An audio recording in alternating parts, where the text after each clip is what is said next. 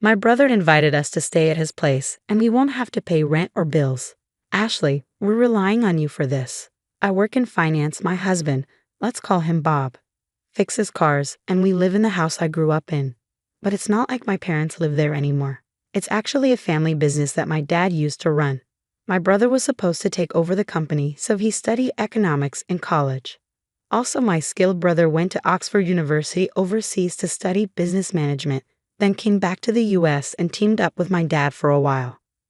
When my parents decided to retire and move to a place like Aspen, Colorado, to enjoy nature and relaxation, my brother took over the family business. As a result, they passed the family home down to me, their daughter. So my husband and I decided to move in there. It's in a great spot, less than 5 minutes walk from the train station, and public transportation is easy to get to. Stores, hospitals, and schools are all nearby, which is handy. It's nice to know that as our kids grow up and move out, we'll still have everything we need close by. It makes me thankful that my parents left us this house. We were looking forward to growing our family and enjoying life, but we never imagined it would all be cut short by what happened. Since we moved in, my mother-in-law has been dropping by a lot. She's always curious about my parents' business and how much they're worth. It gets uncomfortable when she starts asking, "Hey, Ashley, what's the deal with your parents' money? How much will you get when they're gone?" I find it pretty tasteless, to be honest.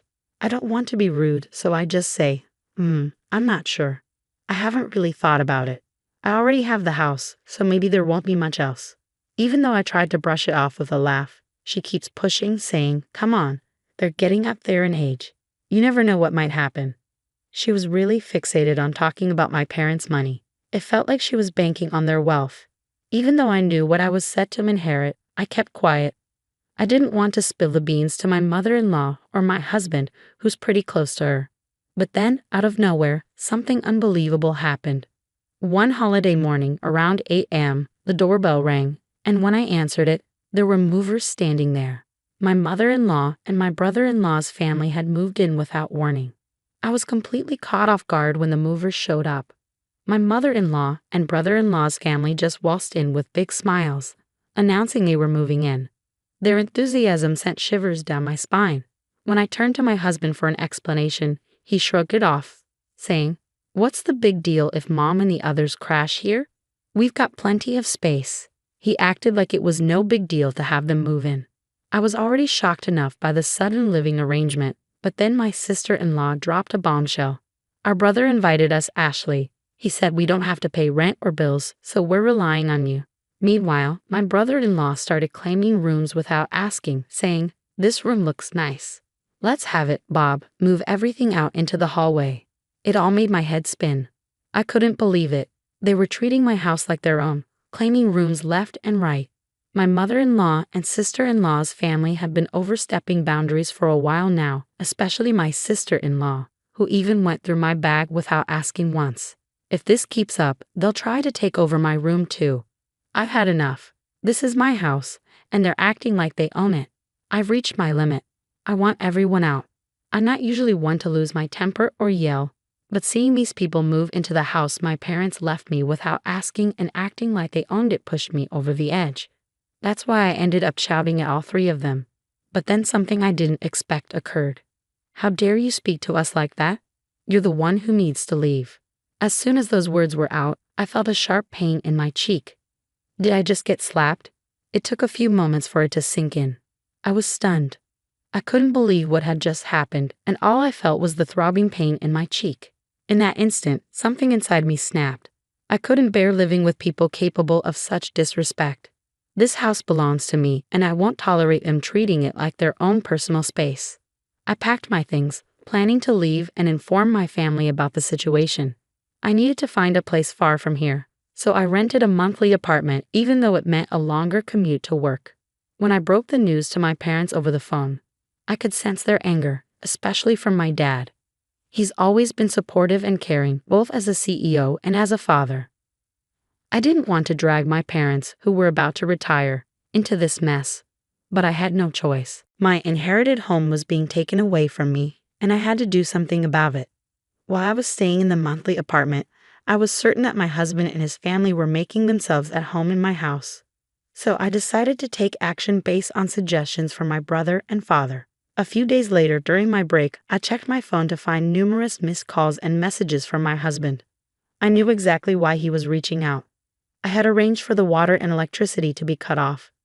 Since our house relies solely on electricity and we haven't installed solar panels yet, it must be quite challenging without power, especially in the heat. My husband's calls were probably about dealing with the situation.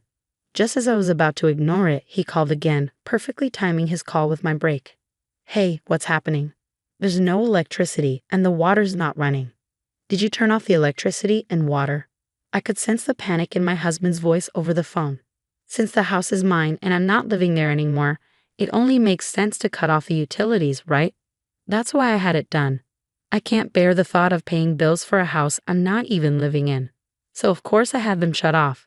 But my husband was livid, demanding that I reinstate the contracts immediately. Just because he wants it doesn't mean I'll agree. If they want utilities, they should handle it with their own finances. Yet they always say, "It's your house, so you should pay." But their actions contradict their words. Regardless, I have no plans to renew the contracts or foot the bill. If they're unhappy about it, they should leave the house. With that, I ended the call because my break was over. Later on, my mother-in-law, sister-in-law, and brother-in-law each called me separately. They were all complaining about the lack of electricity and water. They griped about how hot and uncomfortable their rooms were and how inconvenient it was without running water. But those were their problems, not mine. After hearing them out, I firmly told them to sort it out themselves and ended the calls. I thought they were just being greedy and assumed they'd give up and leave soon. However, even after a week passed, they showed no signs of leaving. So I decided to take further action. I sought advice from my father's company lawyer and asked him to send a notice to my husband. The notice was about trespassing. They had unlawfully entered my property without permission, forced me out, and were now occupying it as if it were theirs. I warned them, all four of them, that I was considering legal action. Why did I receive a lawyer's letter? Did it have to come to this? My husband, clearly taken aback and unprepared for my strong response, approached me seeking a compromise. I knew they cared deeply about their reputation, and the thought of being sued would be a severe blow to them. They wanted to avoid legal trouble, but they also didn't want to give up their current lifestyle. So they were likely trying to persuade me to let them stay. I could see through my husband's intentions perfectly. Despite this, I refused to entertain their pleas. My husband finally snapped, losing his temper even though he was at work. He shouted at me, demanding that I back down and drop the lawyer, but his outburst didn't faze me. If anything, it only irritated me further. "Who do you think you are, taking over someone else's house?" I thought to myself, no matter how much you shout, I won't change my mind. If you insist on squatting there, I'll take legal action. Think carefully before you act. Despite his continued shouting over the phone, I paid him no heed and hung up. This was a waste of time, and I had already discussed divorce with my lawyer. When I arrived home, I saw missed calls from my mother-in-law and sister-in-law, but I knew they'd only be discussing settling the issue. I didn't want any more distractions, so I blocked their numbers to put an end to the calls. Eventually, my husband's proud family couldn't bear the thought of legal action, so they packed up and left the house. With the lawyer's involvement, the divorce proceedings progressed smoothly. I arranged for a cleaning service to restore the house to its former glory. Finally, I could enjoy the comfort of being back in my own, freshly cleaned home. Living separately from my husband's family and then in a rented apartment was fine, but nothing beats the comfort of my own space. Although some parts of the house are showing signs of wear, I'll need to think about renovating soon. I talked to my dad, and he recommended a great contractor for the renovation. Being on my own is surprisingly freeing. I can lounge on the couch without anyone nagging me, and I can eat whatever I please without judgment. Just as I was enjoying this newfound independence, I received a call from my ex-husband for the first time in 3 months. Initially, I ignored the call because I didn't recognize the number. But when it persisted, I reluctantly picked up, thinking it might be the contractor. However, as soon as I heard his voice, my mood plummeted. It was my ex-husband, from whom I had separated 3 months ago.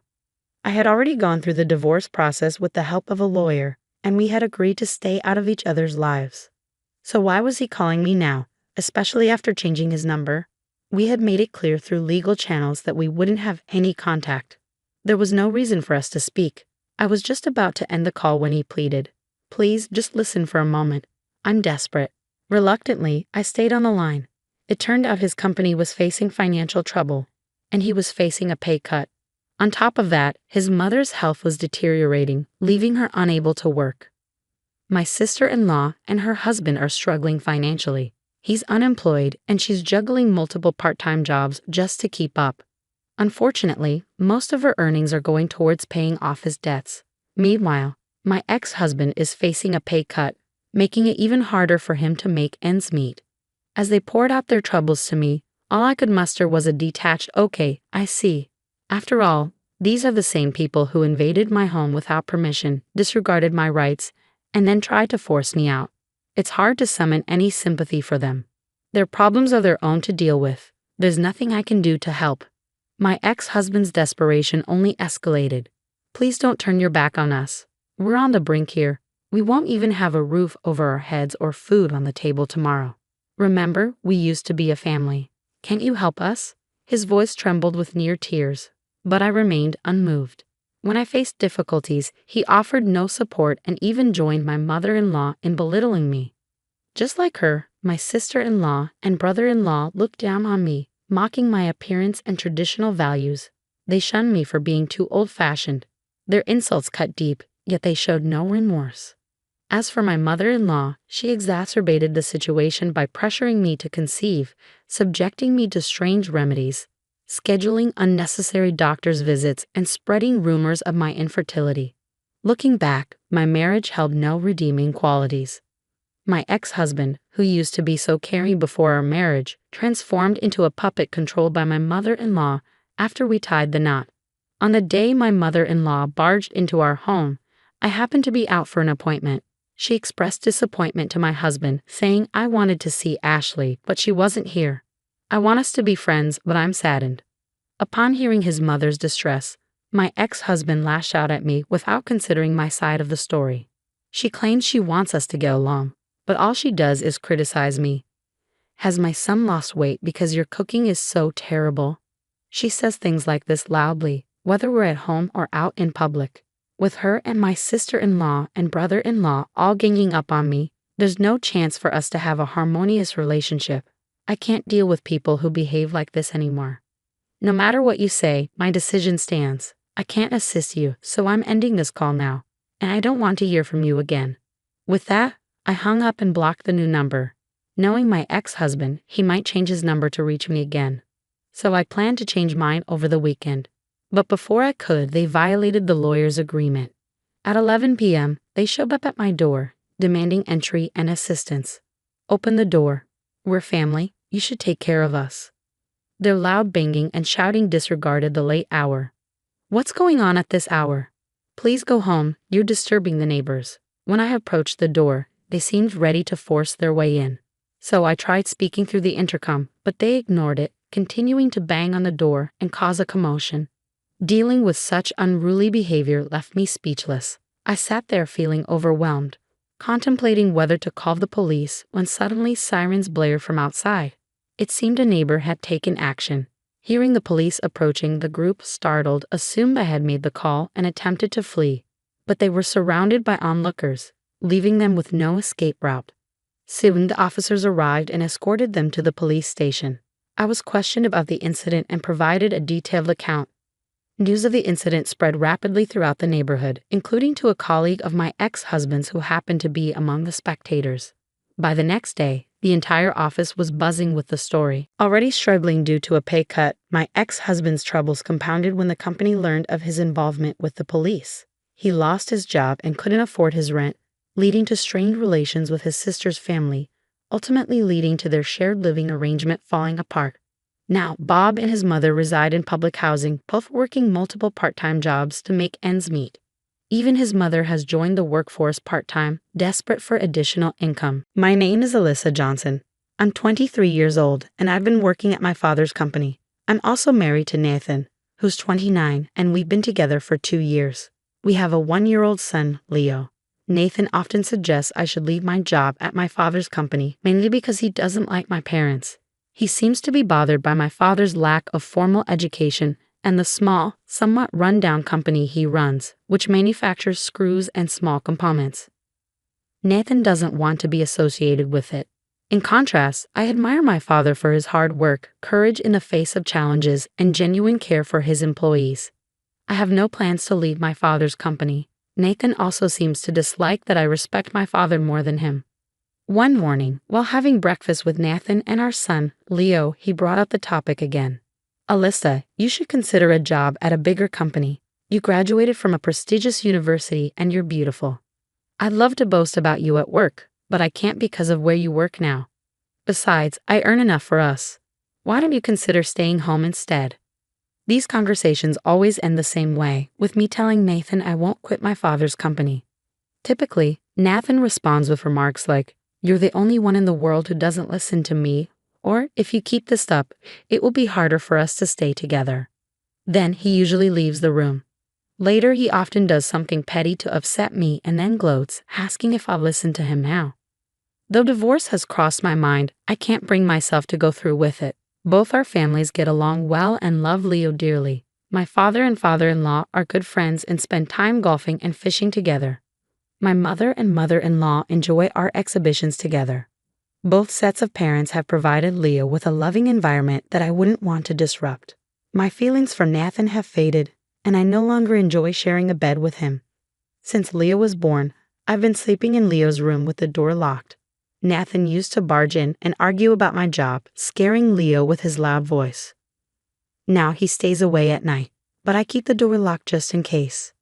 This morning, as usual, Nathan harassed me for not quitting my father's company. Instead of coming home for dinner, he went out drinking with colleagues and sent me a photo of himself smiling with a female coworker.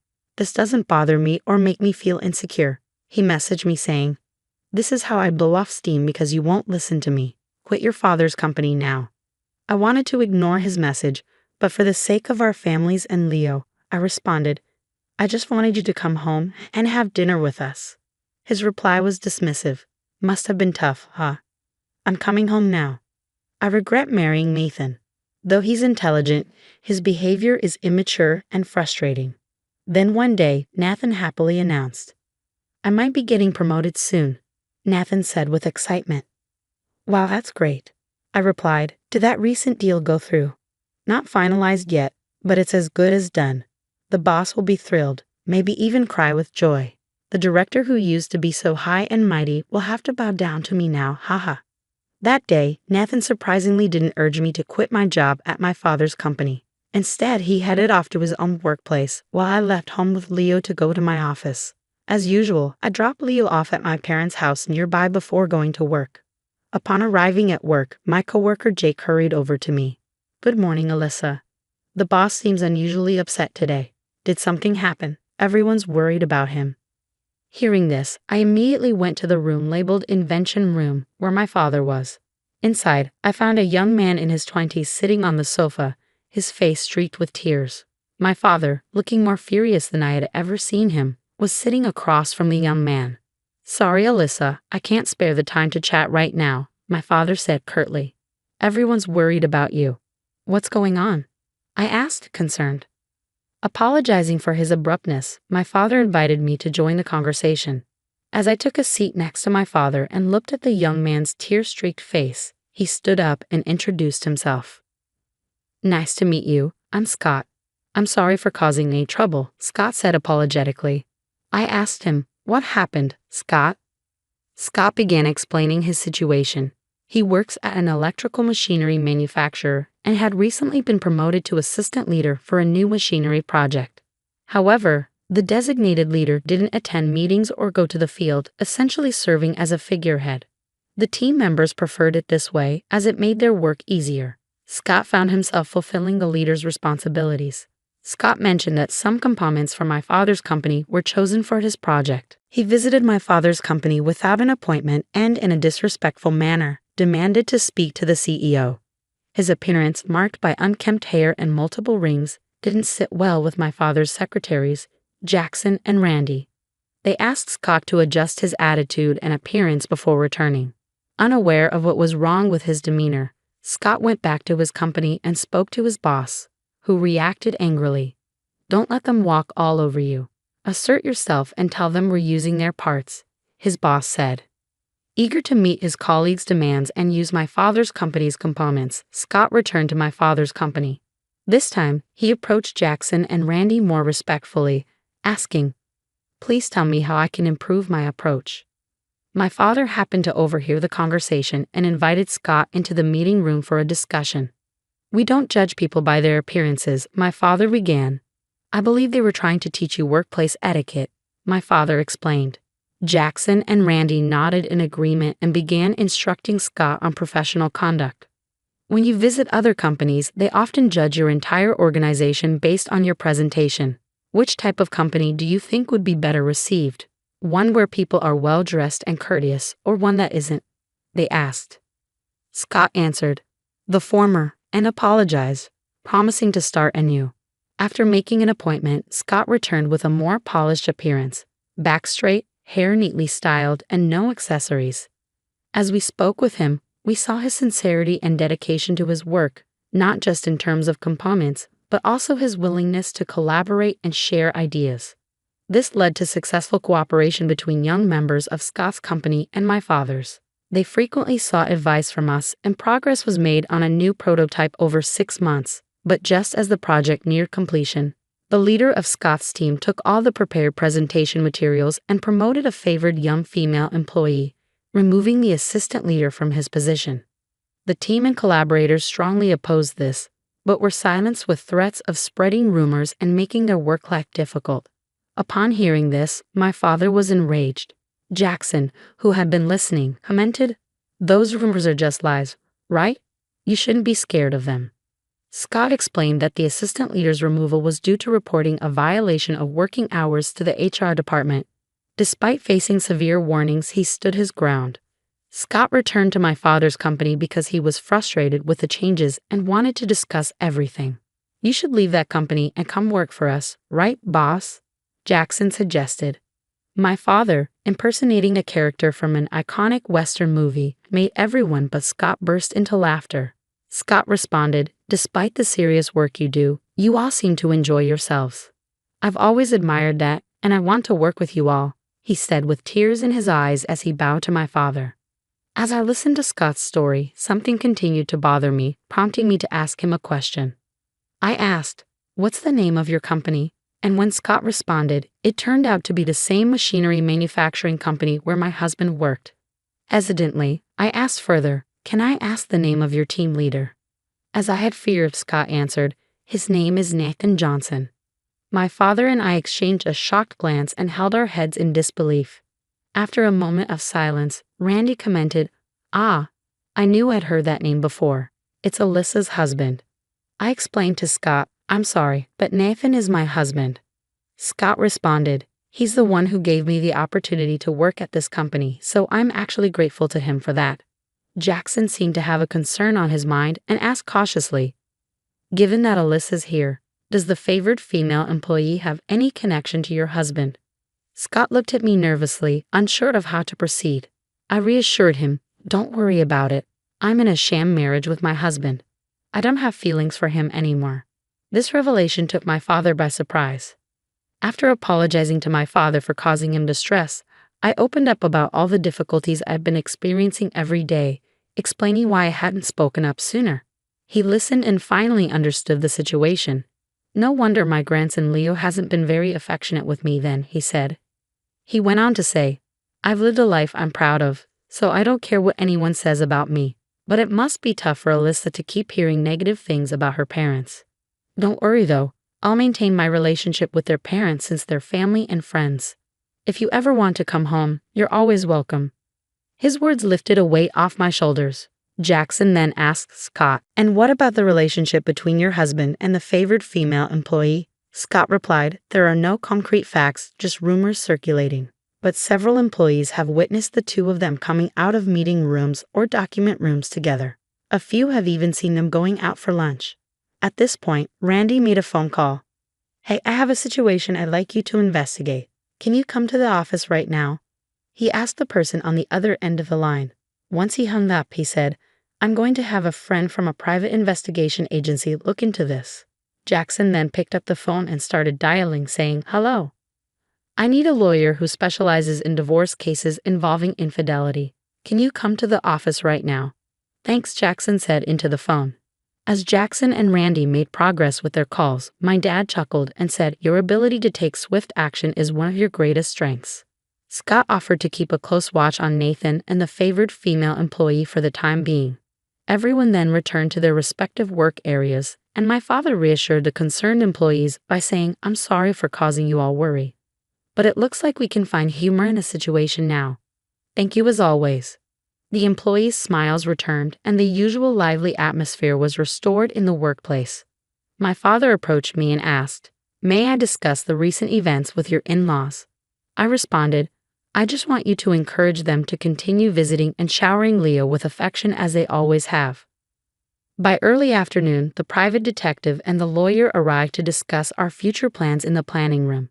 The meeting's contents were shared with everyone present, and it was decided that Jackson, who had returned to the company, would relay the meeting's details to me after work. When I went to pick up Leo from my parents' house, I explained the situation from my perspective, apologizing for not revealing my husband's true nature sooner.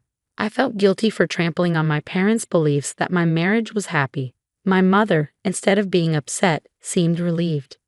"Now we need to prepare a room for my daughter and grandson," she said, smiling.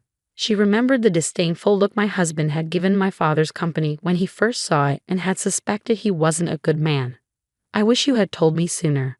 The next day, Jackson received a call from Scott on his smartphone. Scott had submitted his resignation, explaining that he planned to spend his remaining time at the company on miscellaneous tasks and transitioning his responsibilities without taking any paid time off. The company accepted his resignation, but members of the project team visited the HR department to declare, "We've all violated the company's work rules like Mr. Scott, so please discipline us as well." With resignation letters in hand, the HR department was thrown into chaos.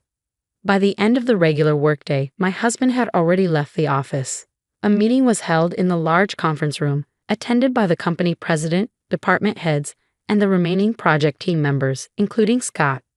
It was revealed that my husband, the team leader, had not attended any meetings or been present at work, nor had he contributed to the project.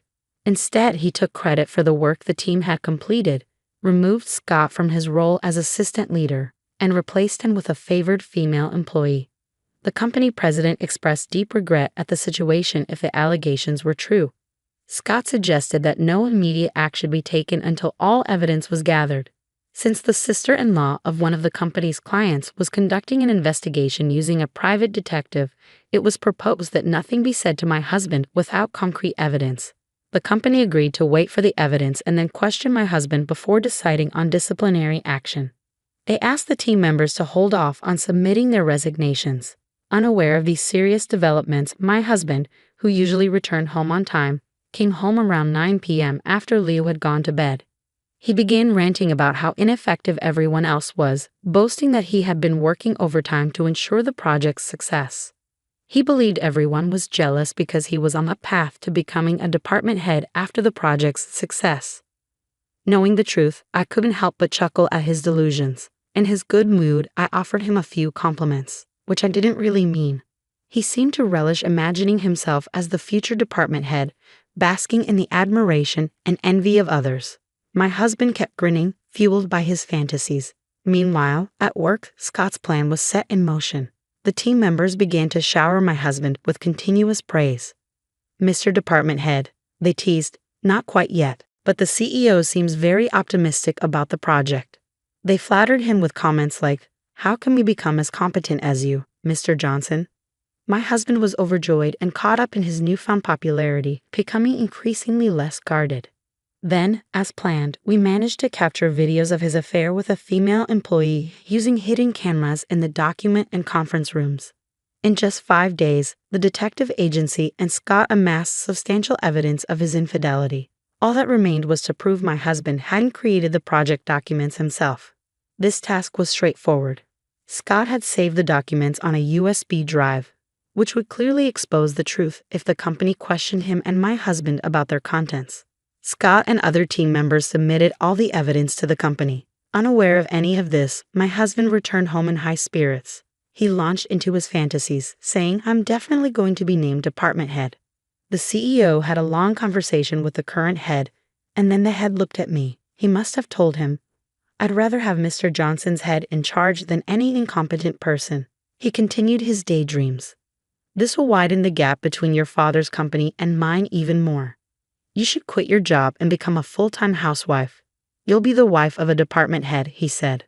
I responded loudly, feigning anger. "Your parents would be furious if they knew you were mocking mine. You'd have their close friends. I take pride in my work and enjoy it. I'm not quitting." My husband snapped back, "Never invite your parents to our family events again. If you don't like it, get out. I'll have women lining up for me once I become department head." When I asked if he was certain, he retorted, "What do you mean? Don't contact me again." So I replied, "All right, I'll leave," and had him sign the divorce papers I prepared. The next morning, I watched him leave for work in silence. Then I called my father to help me move. As my father, his coworkers, and I loaded our belongings onto a truck, my in-laws arrived offering their assistance. "We came to help," they said, and we exchanged apologies. "Thank you for allowing us to be Leo's grandparents. Our fool of a son is disowned. We're counting on you now," Alyssa, they said, bowing their heads. I held their hands and bowed in return, expressing my gratitude. My father said, "Let's hurry and move everything so we can relax at home," to which my father-in-law agreed. "Let's do that," as they both continued to help with the move. Once we finished the move, in front of my parents and in-laws, I showed them the signed divorce papers and explained that I was parting ways with my husband.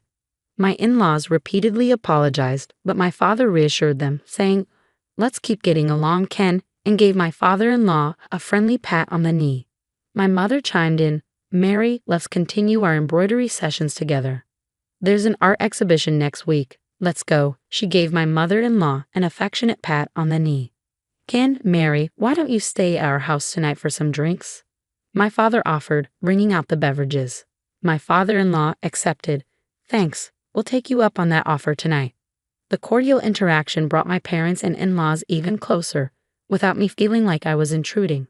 That night, I decided to go to Leo's room and rest. The next day, my husband was summoned to a conference room by the company's executives, including the CEO and department head. Also present were Scott, the team members, and the female employee he had an affair with. The CEO conducted the hearing himself, questioning my husband about whether he had tried to claim the project as his own without contributing to it and stealing the completed documents. Since Scott and the team members were there, my husband couldn't find an excuse and remained silent.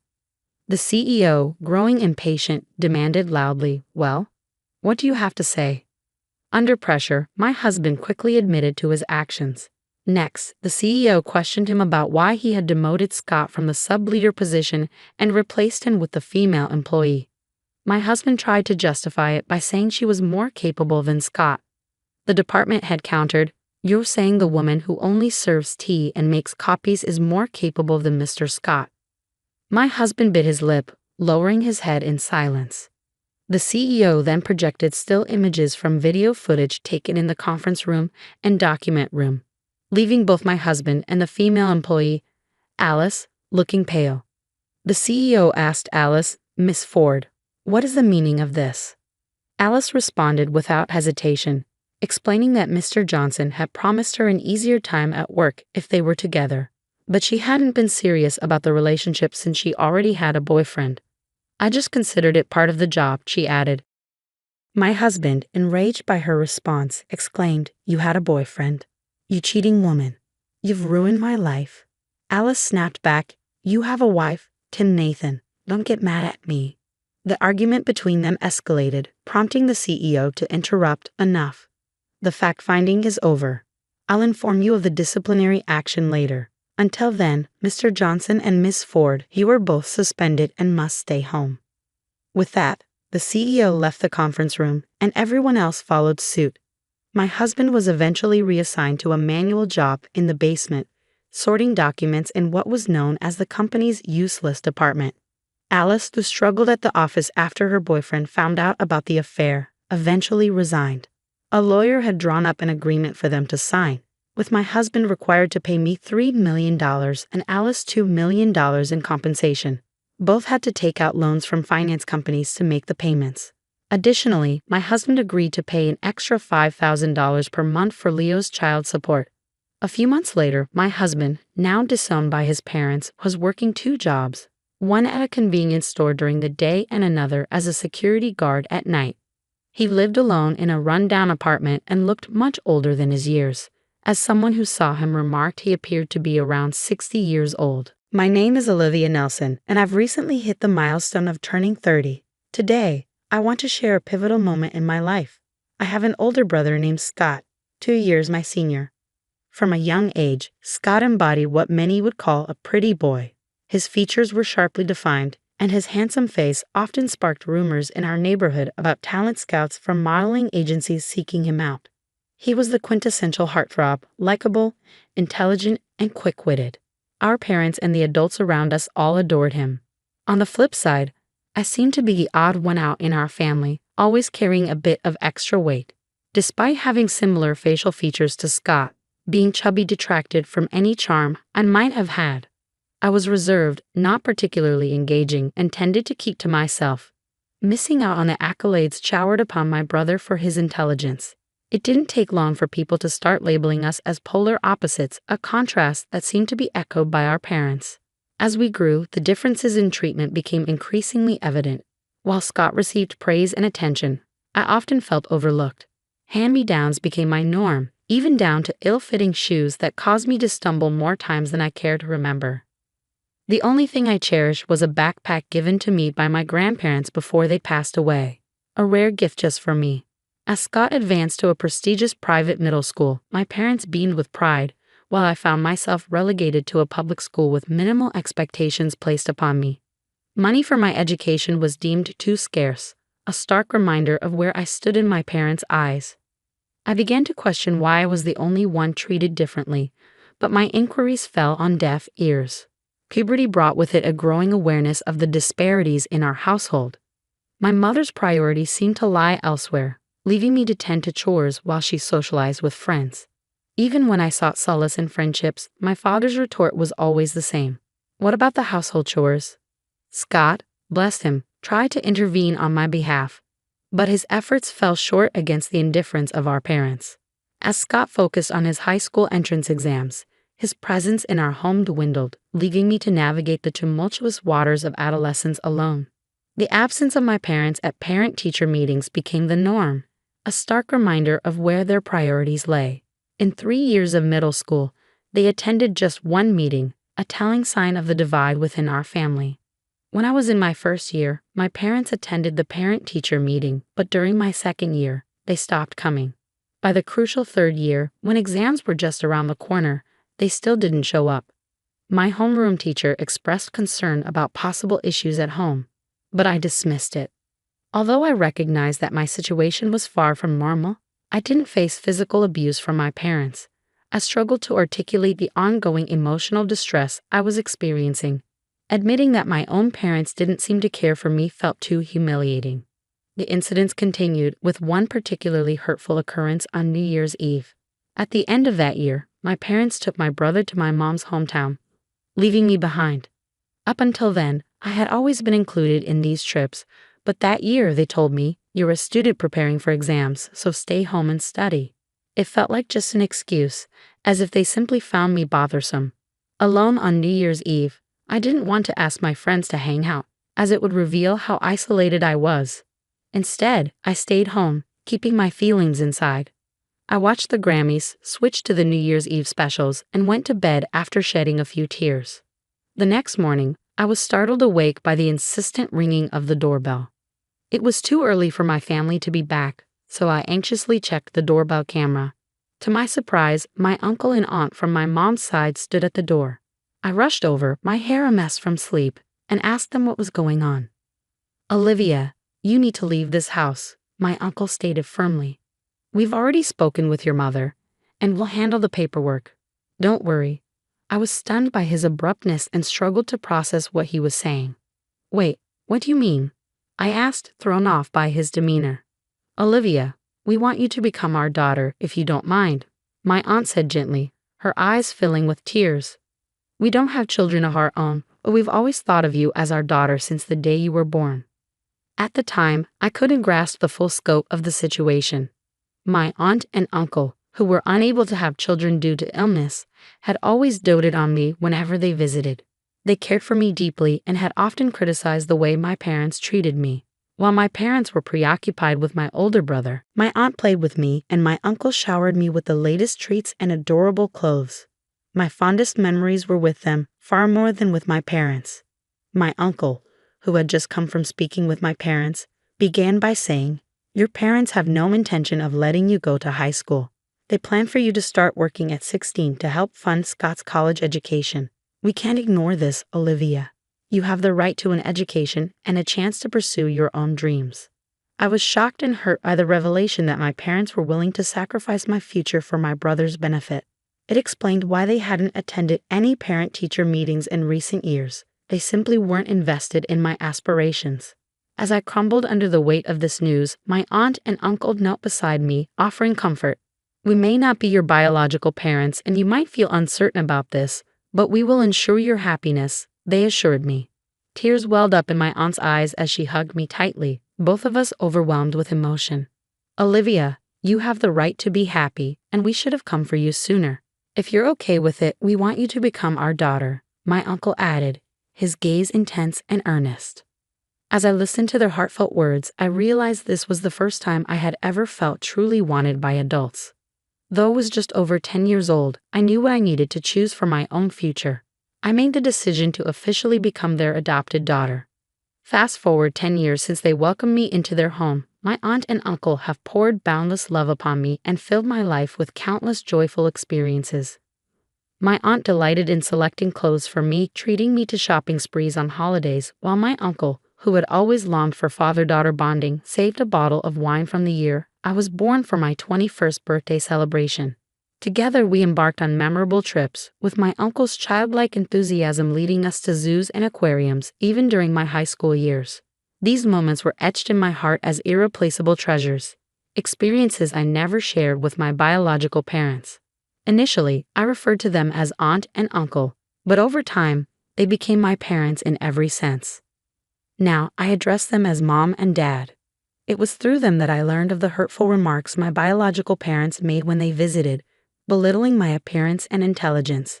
Hearing this fueled my aunt and uncle's determination to provide me with the love and support I deserved. When my parents threatened to deny me a high school education, the idea of adoption surfaced, thanks to my aunt's sober intervention on New Year's Eve. I am forever indebted to my aunt, who rushed to my side that fateful night, and I am determined to repay my wonderful parents for their unwavering love and sacrifice.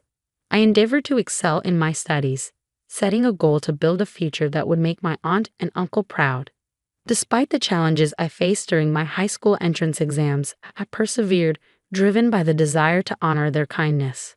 Entering a prestigious public university was a significant achievement, but it was only the beginning of my journey to repay my parents' love. With dedication and hard work, I obtained a weather forecaster license during my college years and now proudly appear on television as a weather forecaster. Yet even as I pursue my dreams, my ultimate goal remains unchanged: to ensure my parents' comfort and happiness in the years to come. I wanted to make my aunt and uncle proud, so I dedicated myself to dieting and exercising. Now I've earned the nickname the Beautiful Weather Forecaster. Reflecting on my journey, I realize I always shared my brother's good looks and had the potential to be just as attractive. My aunt and uncle have always expressed pride in me, but now I feel I have truly become a daughter they can be genuinely proud of. I have so much gratitude to repay, and I'm determined to keep pushing myself to excel. Just as I was thinking about how much I've achieved, my biological parents suddenly appeared before me. "Olivia, you've grown so much. You've become such a fine young lady," they exclaimed, tears in their eyes as they embraced me.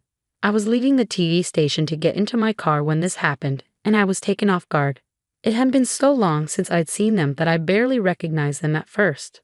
"We were shocked to see you on TV. Scott said it was Olivia. We never expected you to become such a beautiful woman and a weather forecaster." "That's incredible," my father said, patting me on the shoulder as if I were still his daughter. "Yes, just as expected of our daughter. We are so proud," they continued. I couldn't hide my displeasure and glared at my parents, but they seemed unbothered by my reaction. Since we're here, why don't we have a meal at the fancy restaurant just down the street? You must be earning a lot as a weather forecaster, right? They continued. Their sudden reappearance felt intrusive, like they'd been waiting for me, and their suggestion of a meal at an upscale restaurant made it seem as though they were trying to freeload. I wouldn't allow them to take advantage of me. I needed to find a way to drive my parents away, to ensure they wouldn't want to intrude on my life again. As I pondered this, a plan began to form in my mind. Mom, Dad, it's great to see you. But I actually have another job today, so I can't go out to eat. Sorry, I lied smoothly. Of course, I didn't have another job lined up, but I did have a plan involving my beloved aunt and uncle. Oh, that's unfortunate, my mom remarked, a slight click of her tongue. Could you maybe share your contact information?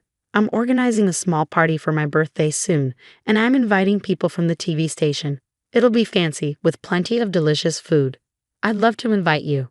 Upon hearing this, my parents' eyes noticeably lit up. Really? Oh, how lucky we are, my dad exclaimed. And there will be actors there too, right? Of course, I replied smoothly, hiding my amusement. There will be actors, and it's going to be quite the event. A month later, as planned, I arranged for a birthday party at a rented venue.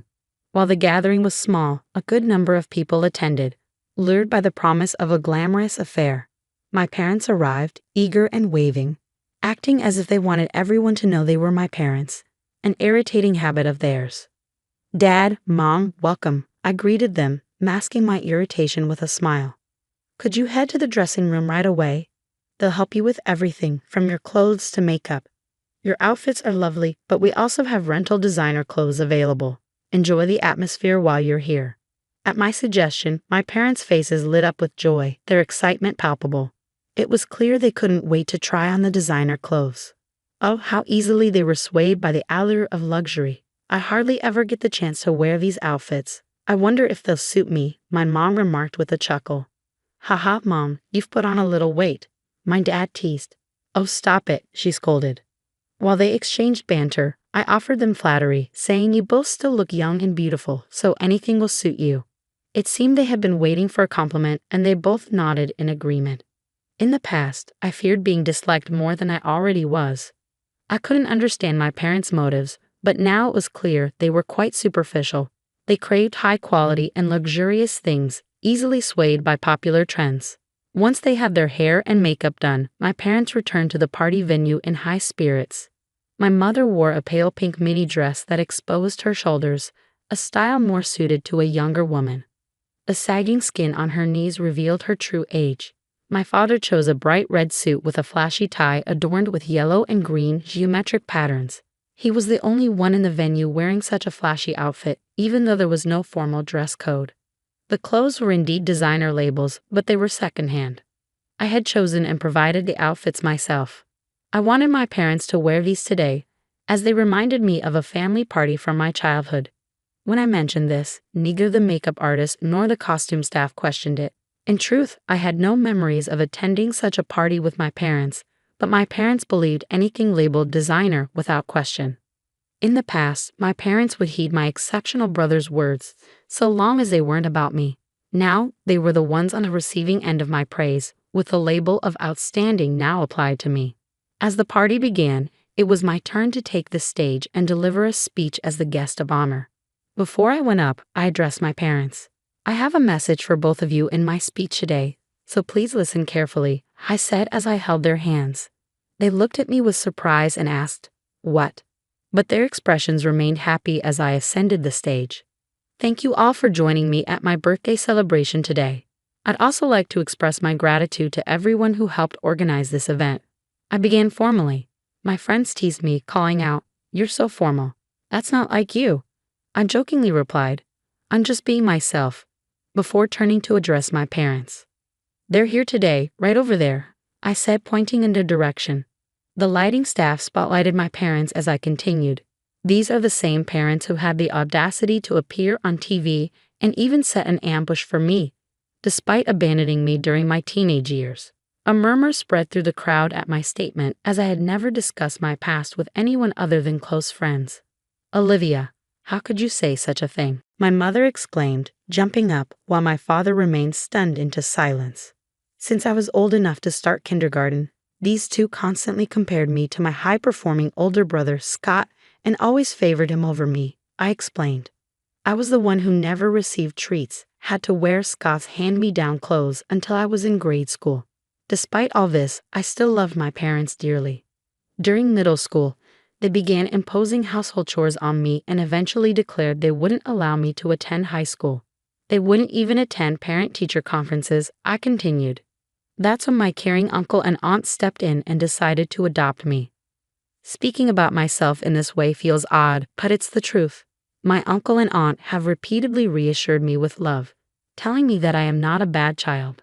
Their support helped me build confidence and overcome my shyness, shaping me into the positive person I am today. The contrast between my cheerful demeanor and my difficult past was striking for the audience, causing immediate murmurs of disbelief and outrage. How could they show up at their daughter's birthday dressed like that? The crowd began to criticize my parents. Unable to handle the scrutiny, my parents hung their heads and trembled. Despite everything, I am now grateful to my biological parents. Their actions ultimately led me to find my true parents, my uncle and aunt, who enveloped me in the warmth of a loving family. My biological parents stared at me, expecting a turn in the story where they would be acknowledged as important. Instead, I offered them a quiet, smiling look. Mr. Treasure from the Daily Info, are you here? Could you make this story and the accompanying photos into an article? Consider it a birthday present for me. As I called out to my friend from the magazine, he had already started snapping pictures of my parents. Hey, stop it. Don't take pictures. My parents frantically tried to hide their faces. Even now, they couldn't face the consequences of their actions. You always made me do things I didn't want to do, even when I pleaded with you to stop, I shouted. You can't impose on others and expect to avoid consequences yourself. At my words, my mother's eyes welled up with tears. I'm sorry. If you publish this article, it will harm us, your mother and father. You wouldn't want that, would you, Olivia? I was astonished by their nerve. Did they really think I still considered them my parents? They had abandoned me, neglecting their duties as parents. My true parents are my uncle and aunt. They are the ones I see as my mother and father. I warned them never to interfere in my life again. As memories flooded back and my gratitude for my uncle and aunt swelled, tears streamed down my face. Seeing my emotional state, the attendees quickly escorted my biological parents out of the venue. This time, it was truly over. I had finally cut all ties with those individuals for good. Reflecting on my achievements and the support from my uncle and aunt, I shed a few more tears, feeling a sense of liberation and accomplishment. Following the incident, a magazine editor asked if I was okay with how things unfolded. I affirmed my decision, urging them to proceed with the story. The resulting article on my upbringing was picked up by various TV shows and quickly gained attention. Concerns about my image being tarnished were unfounded. Instead, the story painted me as a modern Cinderella making a dramatic turnaround, and my reputation soared. On the other hand, my biological parents, let's reluctantly call them that, faced severe repercussions after the story was published. They became outcasts in our community and eventually decided to move. Gossip spread to my father's workplace, forcing him to resign. My mother, who had been a homemaker, was now unemployed. My brother Scott kept me updated on their situation, revealing they were living off their savings. Though Scott had initially hoped we could live together again, he soon understood that staying with my adopted family was the right choice for me. Scott remained a constant source of support throughout my college years, helping guide me in my studies. He ultimately chose to sever all ties with our biological parents after my story was published, jokingly stating he might only see them again at their funeral. Knowing Scott, he might not even attend that. 5 years have since passed. I married Mr. Treasure, who was working at the magazine that published my story, and we now have a pair of twins, a boy and a girl. As a mother, I am dedicated to ensuring my children are treated equally and grow up in a happy, loving environment, just as my aunt and uncle did for me, and as Scott has always watched over me from afar. I want my children to grow up kind and gentle, like my own family. Besides raising my children, I am committed to repaying the kindness shown to me by my uncle and aunt. This year, I surprised them with a trip to Oregon for our wedding anniversary, which we enjoyed with my husband and children. My aunt and uncle often tell me, Olivia, you have your own family now. You don't have to do this. But for me, giving back is a source of joy, not obligation. Seeing their happy faces brings meaning to my life. I tell them not to steal my pleasure as I plan our next surprise, maybe a luxurious hotel stay for the whole family. There is still so much we want to do as a family. Hey sis, why didn't you come to Mom's funeral? What? I can't believe you didn't even show up to Mom's funeral. It's shocking and heartless. I never thought my own sister could do something like that. I was taken aback by my sister's sudden phone call. Our mother had passed away 3 years ago, and we held a proper funeral then. I couldn't understand what she was referring to. I'm married now with children of my own. My husband and I both work, but we make sure to give our children extra love and attention so they don't feel neglected.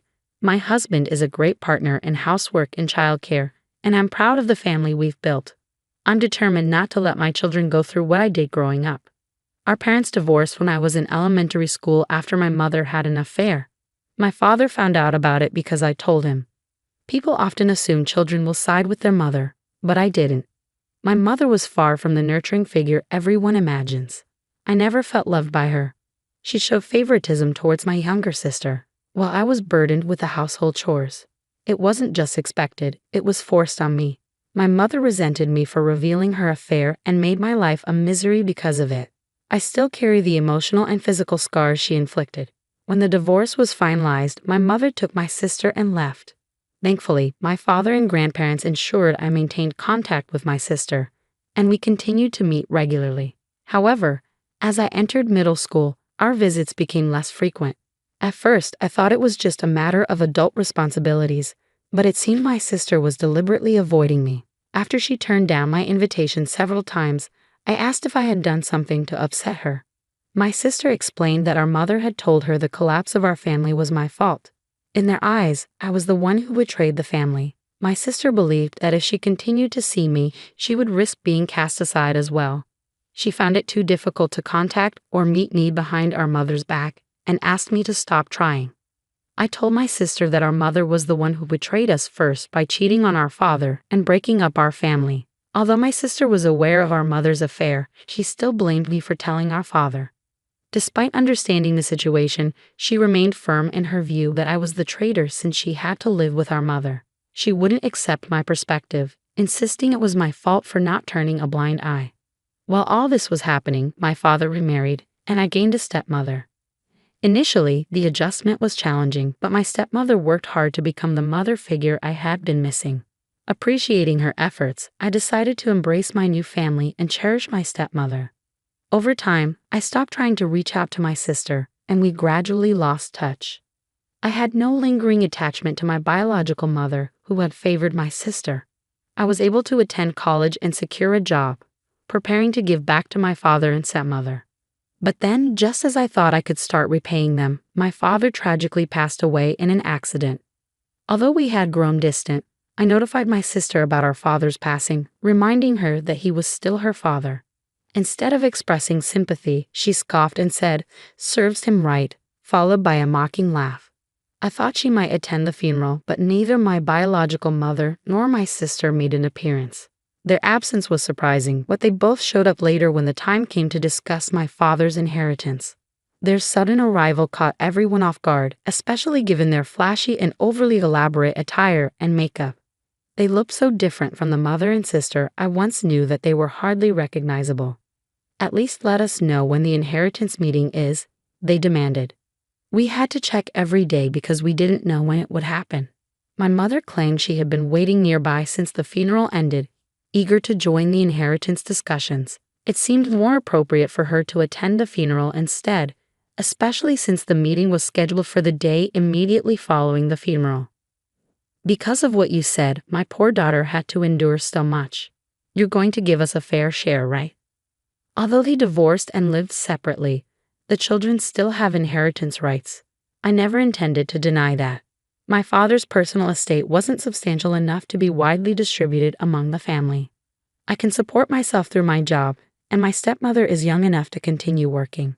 She seems inclined to work for a while longer, so even if I handed over my father's estate to my biological mother, my stepmother wouldn't be financially strained. To avoid further disputes, I decided to forgo my claim to my father's inheritance. What a fool! He made such a big deal out of a minor affair and pushed for a divorce. I agreed because staying with such a narrow-minded man was stifling. It wasn't our dad who left Mom, it was Mom who left our miserly dad. Poor you, having to grow up with such a father. My mother mocked and belittled my late father, while my sister joined in, laughing harshly and echoing her criticism. My sister went as far as to insult me, suggesting it was pathetic that I was raised by a father who had been abandoned. Neither of them showed any empathy or understanding for the sorrow and loss my father faced after being betrayed. Say whatever you want about me, but please respect our father's memory. What? The traitor speaks. You're the cause of all our troubles. And what about that drab appearance? You look older than your age, almost like Mom. With that kind of look, you probably don't have a boyfriend. If you can't attract a man, what use is it to be a woman? If you don't think that matters, you're seriously lacking as a woman. After a heated argument, my mother and sister told me to never contact them again and left abruptly. I couldn't bring myself to feel anger or disappointment toward them. Their inability to consider anyone else's perspective and their rigid self-centeredness left me feeling nothing but a deep emptiness. In that moment, I cut them out of my life completely. After they left, there was a period of quiet, but then a cough from someone brought me back to the present, and the inheritance was divided solemnly. Years later, my stepmother inherited the house my father left behind, and I continued living there.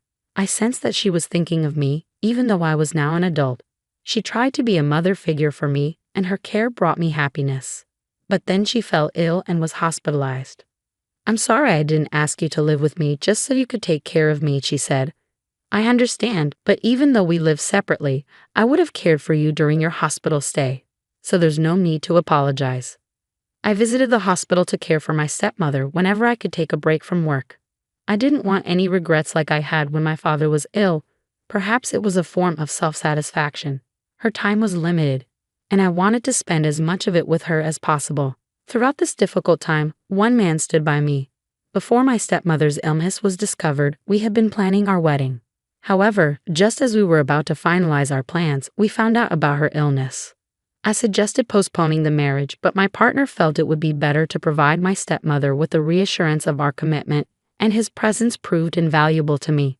When the moment was right, I introduced him to my stepmother. He told her, I'm excited for us to share our lives together, the three of us. His words and support meant the world to me. He added, I have to see you in your wedding dress for your father's sake. This seemed to be her greatest joy, and she held on longer than expected. But a few days after our wedding, she passed away, joining my father in rest.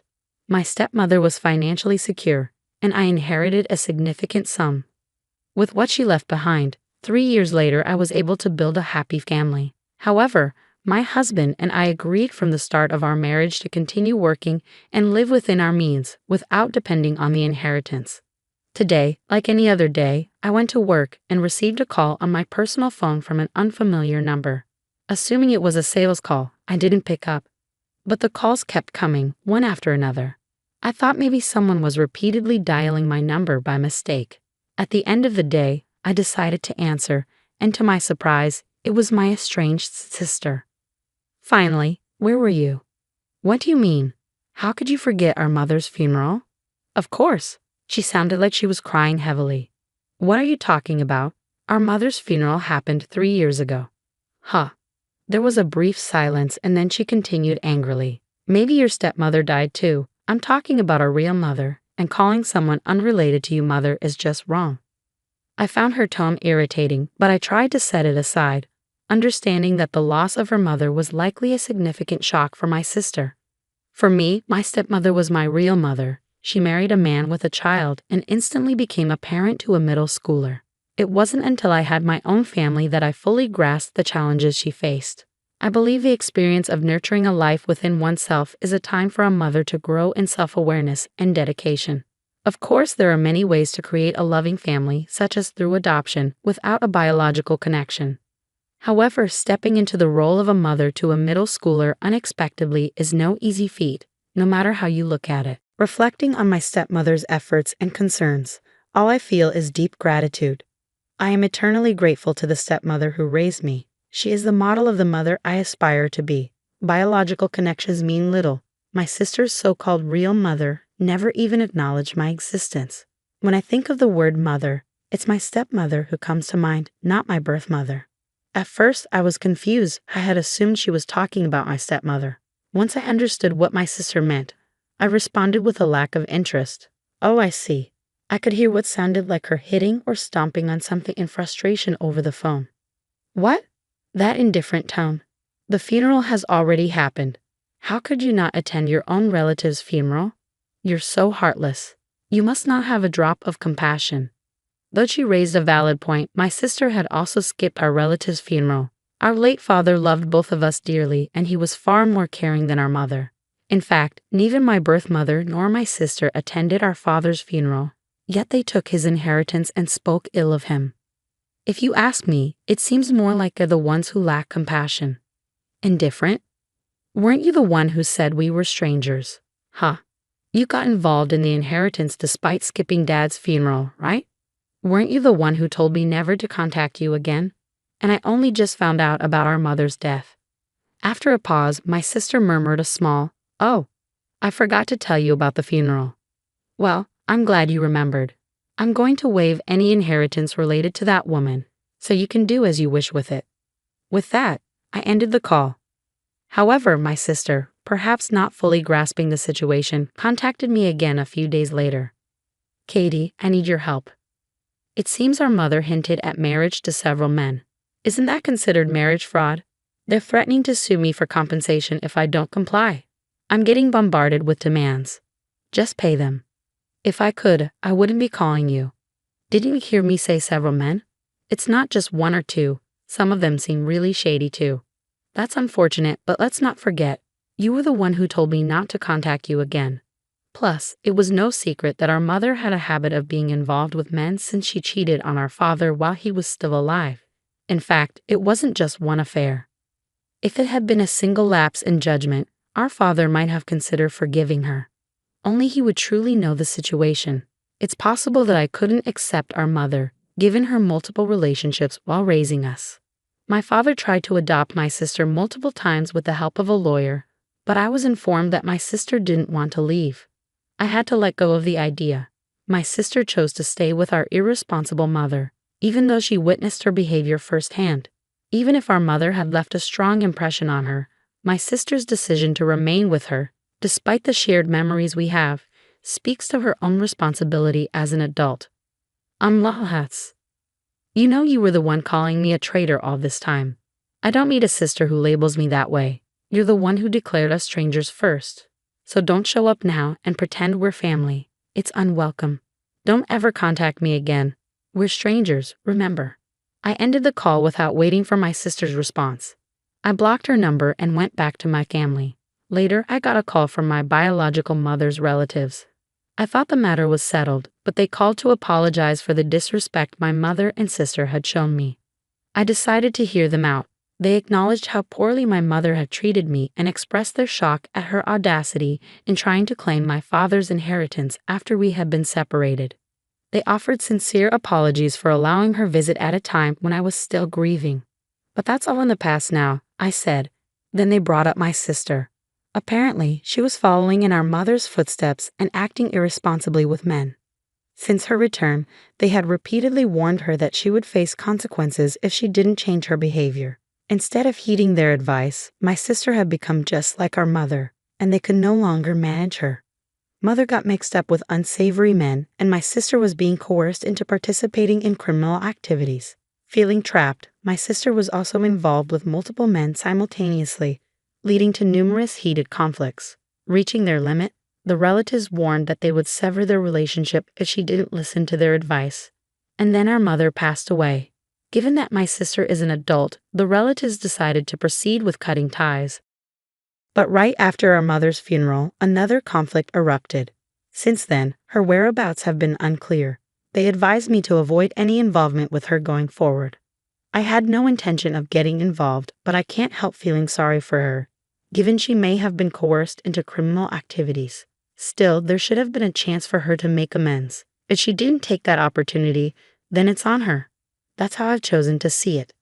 After ending the call, I heard my husband and children laughing joyfully in another room. I want to safeguard this family, so I've resolved to live my life using my biological mother and sister as cautionary examples. My ex-husband Tom's cruel words still echo in my mind. I shouldn't have married an old hag like you. Younger women are definitely better.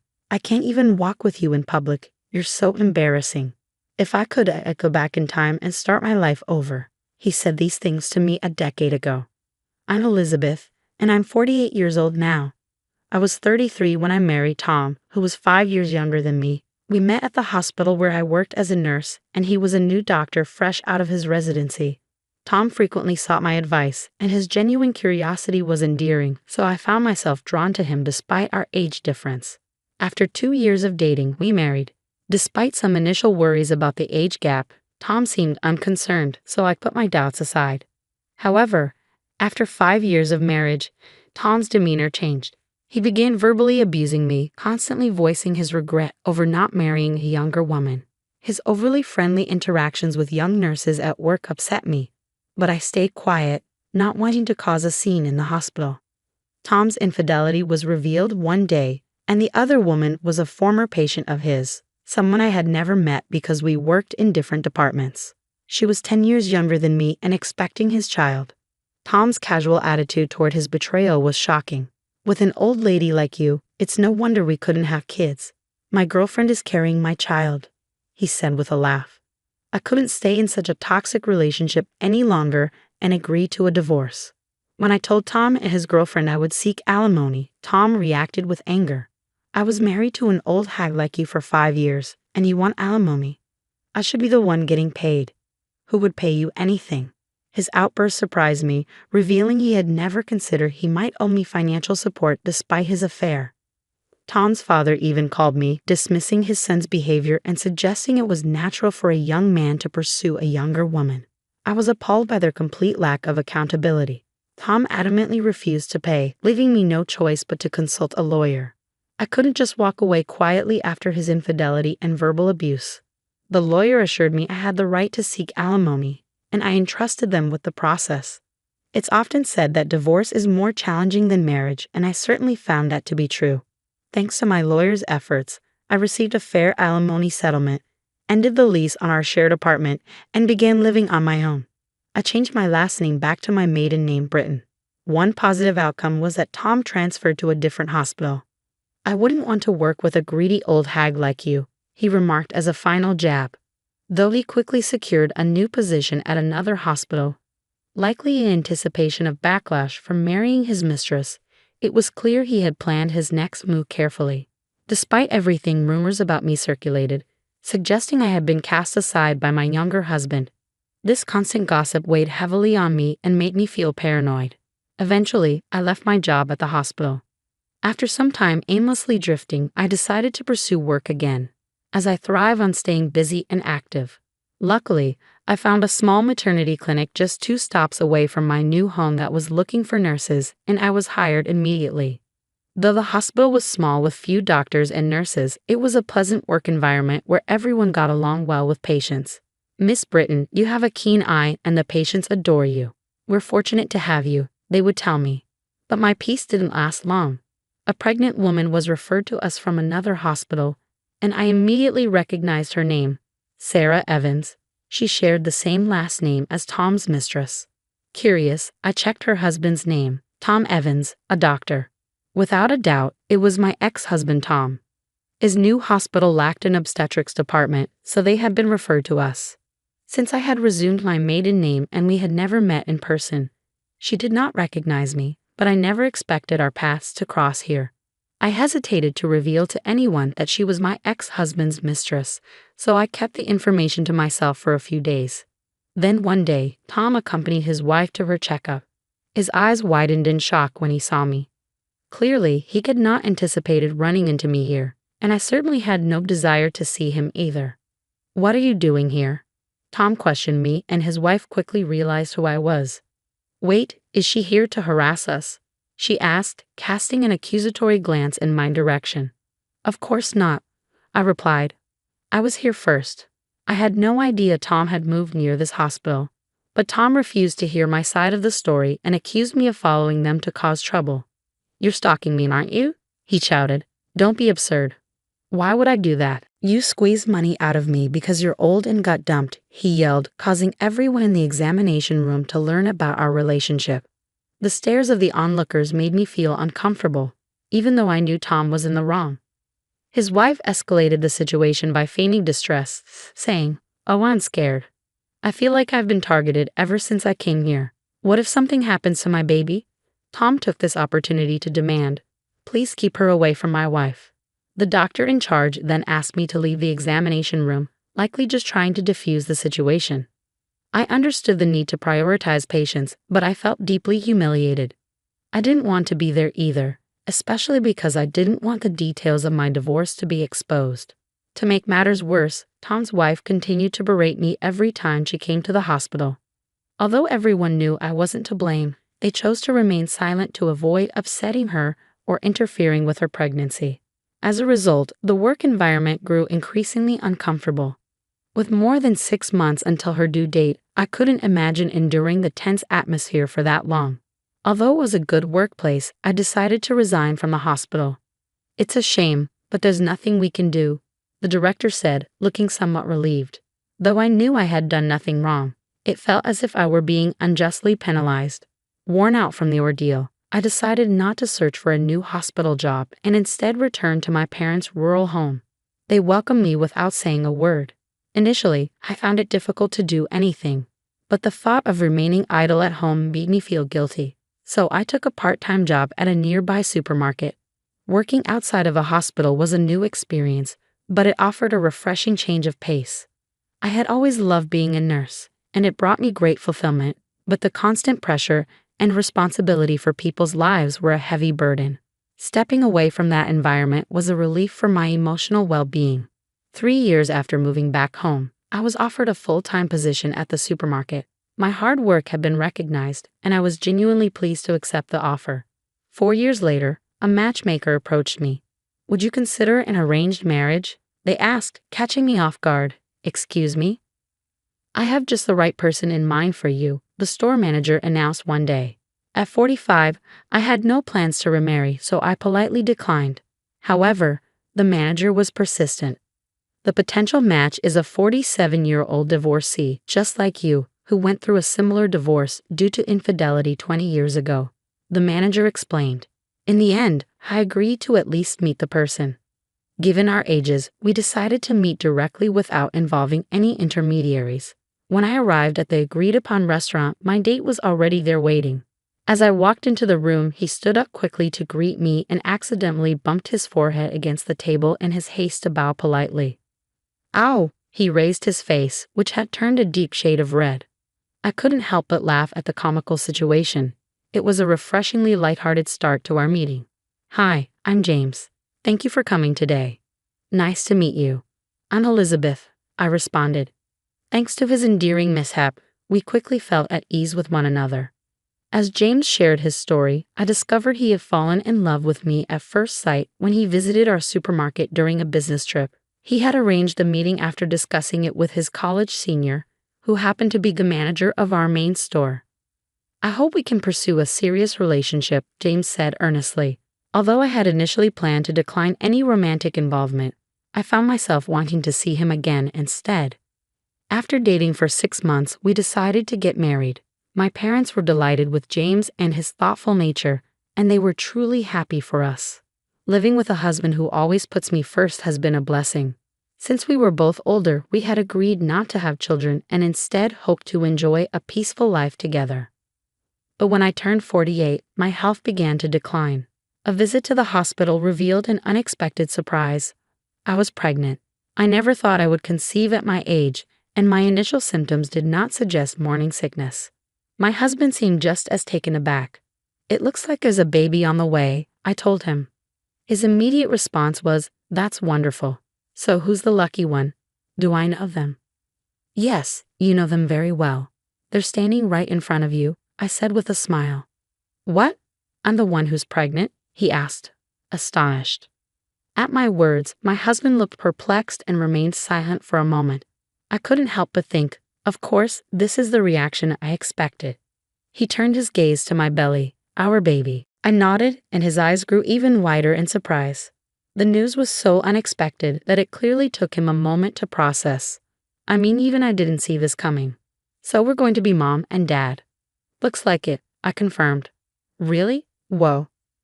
My husband, taken aback by the unexpected news, embraced me with excitement. It's unbelievable.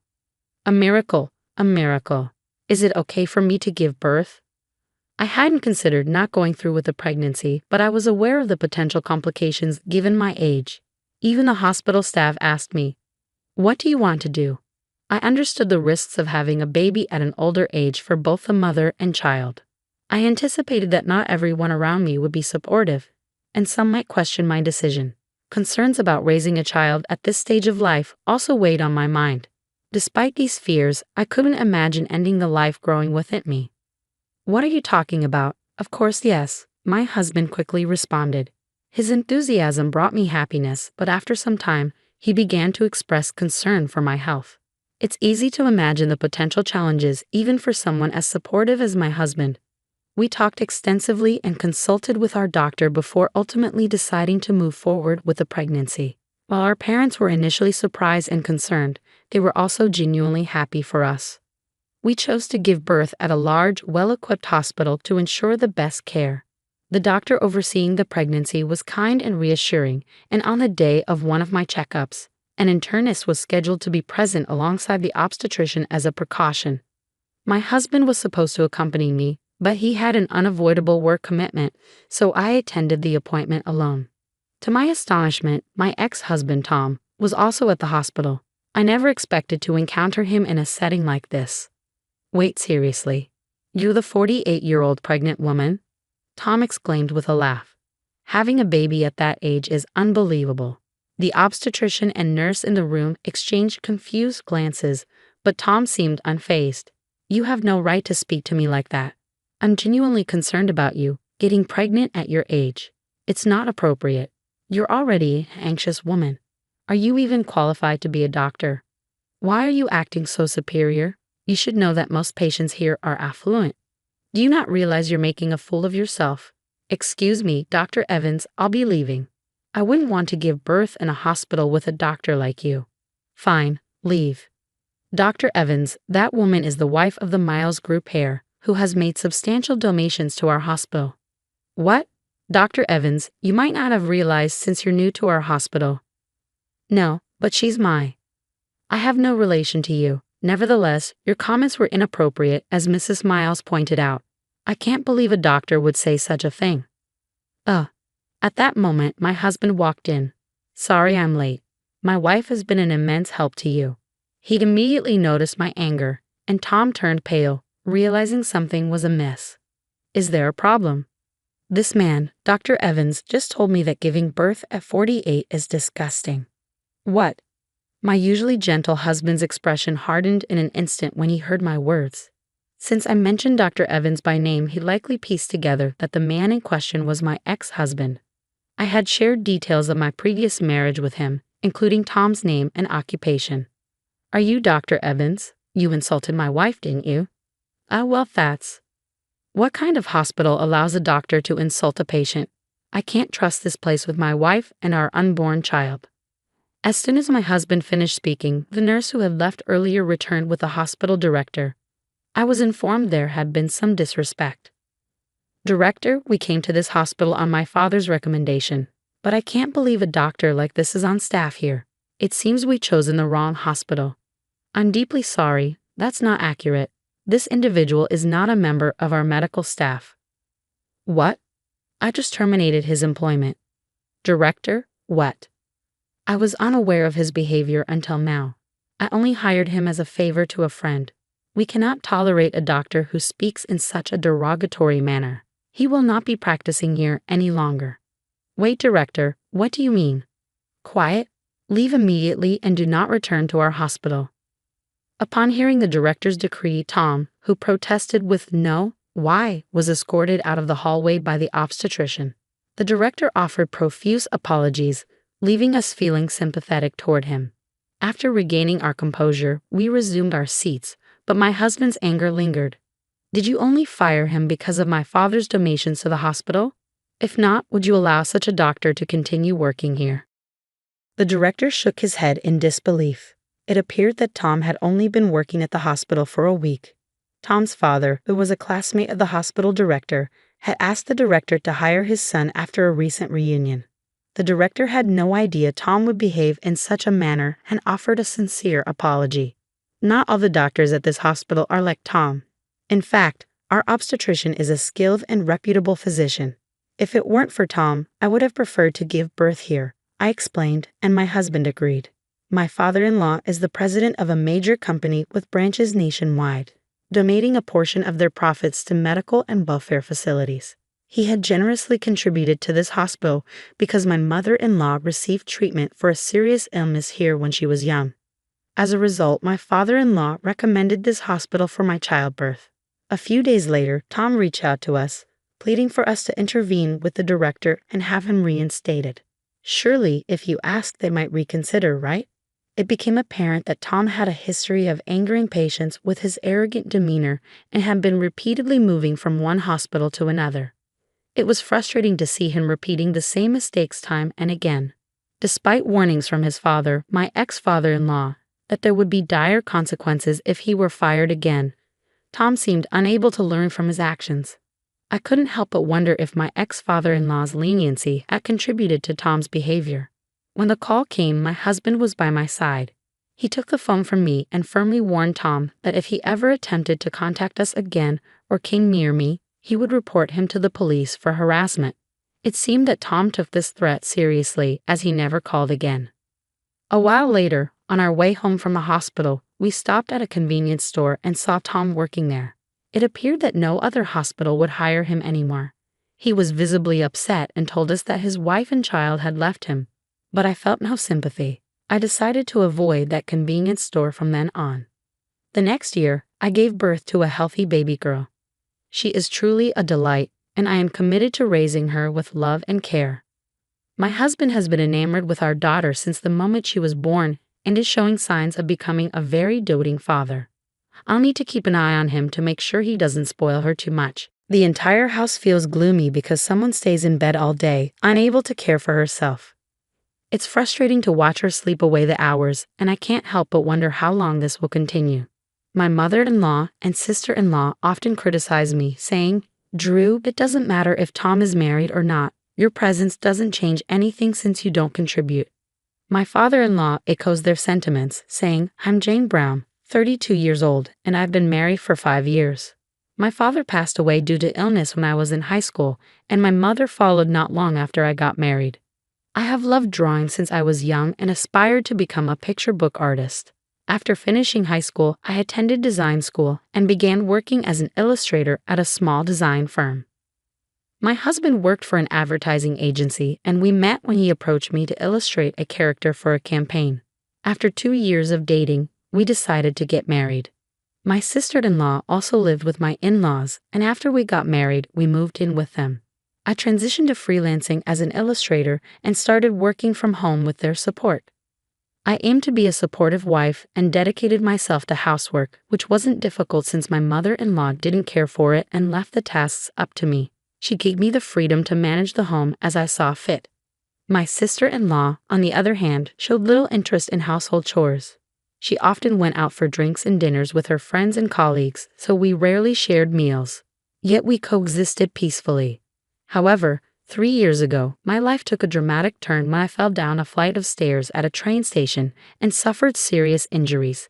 The accident left me with a spinal injury resulting in paralysis of my lower body. Initially, the shock was overwhelming, but as time has gone by, I've adapted to this new reality. My in-laws were attentive and supportive when the injury first occurred, though they likely didn't anticipate that I would never regain the ability to walk. As 3 years passed, significant changes occurred. My sister-in-law married and moved up 2 years ago, perhaps to the relief of my in-laws, who might have hoped for more peace. Yet, since then, their patience with my presence seems to have worn thin. I find myself nearly confined to bed now. Understanding the strain it would put on my parents, I knew relying solely on them wasn't feasible. The layout of my in-laws' old house doesn't accommodate a wheelchair, leaving me confined to my bed, unable to move without it. Thankfully, I had been working from home prior to the accident, a blessing as my upper body remains unaffected, allowing me to continue working. My care is now managed by a helper and a housekeeper who assist me daily. While if I lived alone, a helper could handle cleaning and laundry with family around, this isn't feasible. Though a helper can offer physical assistance, my husband's work commitments prevent him from providing the care I need. Despite my own good spirits, neither my mother-in-law nor my father-in-law, who recently retired, are able to provide the level of care required. According to guidelines, home helpers aren't expected to assist if healthy family members are present and not working, covering tasks like cleaning, laundry, and shopping. Initially, my in-laws would pitch in while taking care of their own chores, but over time, they stopped helping altogether. I understand that my mother-in-law, who has always disliked housework, found it bothersome to take on my tasks. My husband was attentive at first, but now he barely speaks to me. He dismisses my needs, saying, "There's nothing to help with. I have my own job to focus on, and caregiving isn't a man's responsibility."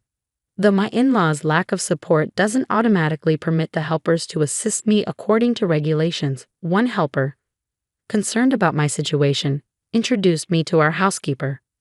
My in-laws voiced their disapproval of hiring a housekeeper, calling it wasteful and extravagant. However, I have personal needs that must be met. If they don't handle my laundry, I won't have clean clothes to wear. "Are you trying to take advantage of me?" my mother-in-law asks. I respond, "Not at all, but given my condition, I need your help." At that, my in-laws looked at me as though I were a burden. My mother-in-law added, "We can't afford to spend money on a housekeeper." I assured her, "I'll handle the cost." I was grateful that I had continued working. With my financial independence, I arranged for a housekeeper to come to the house.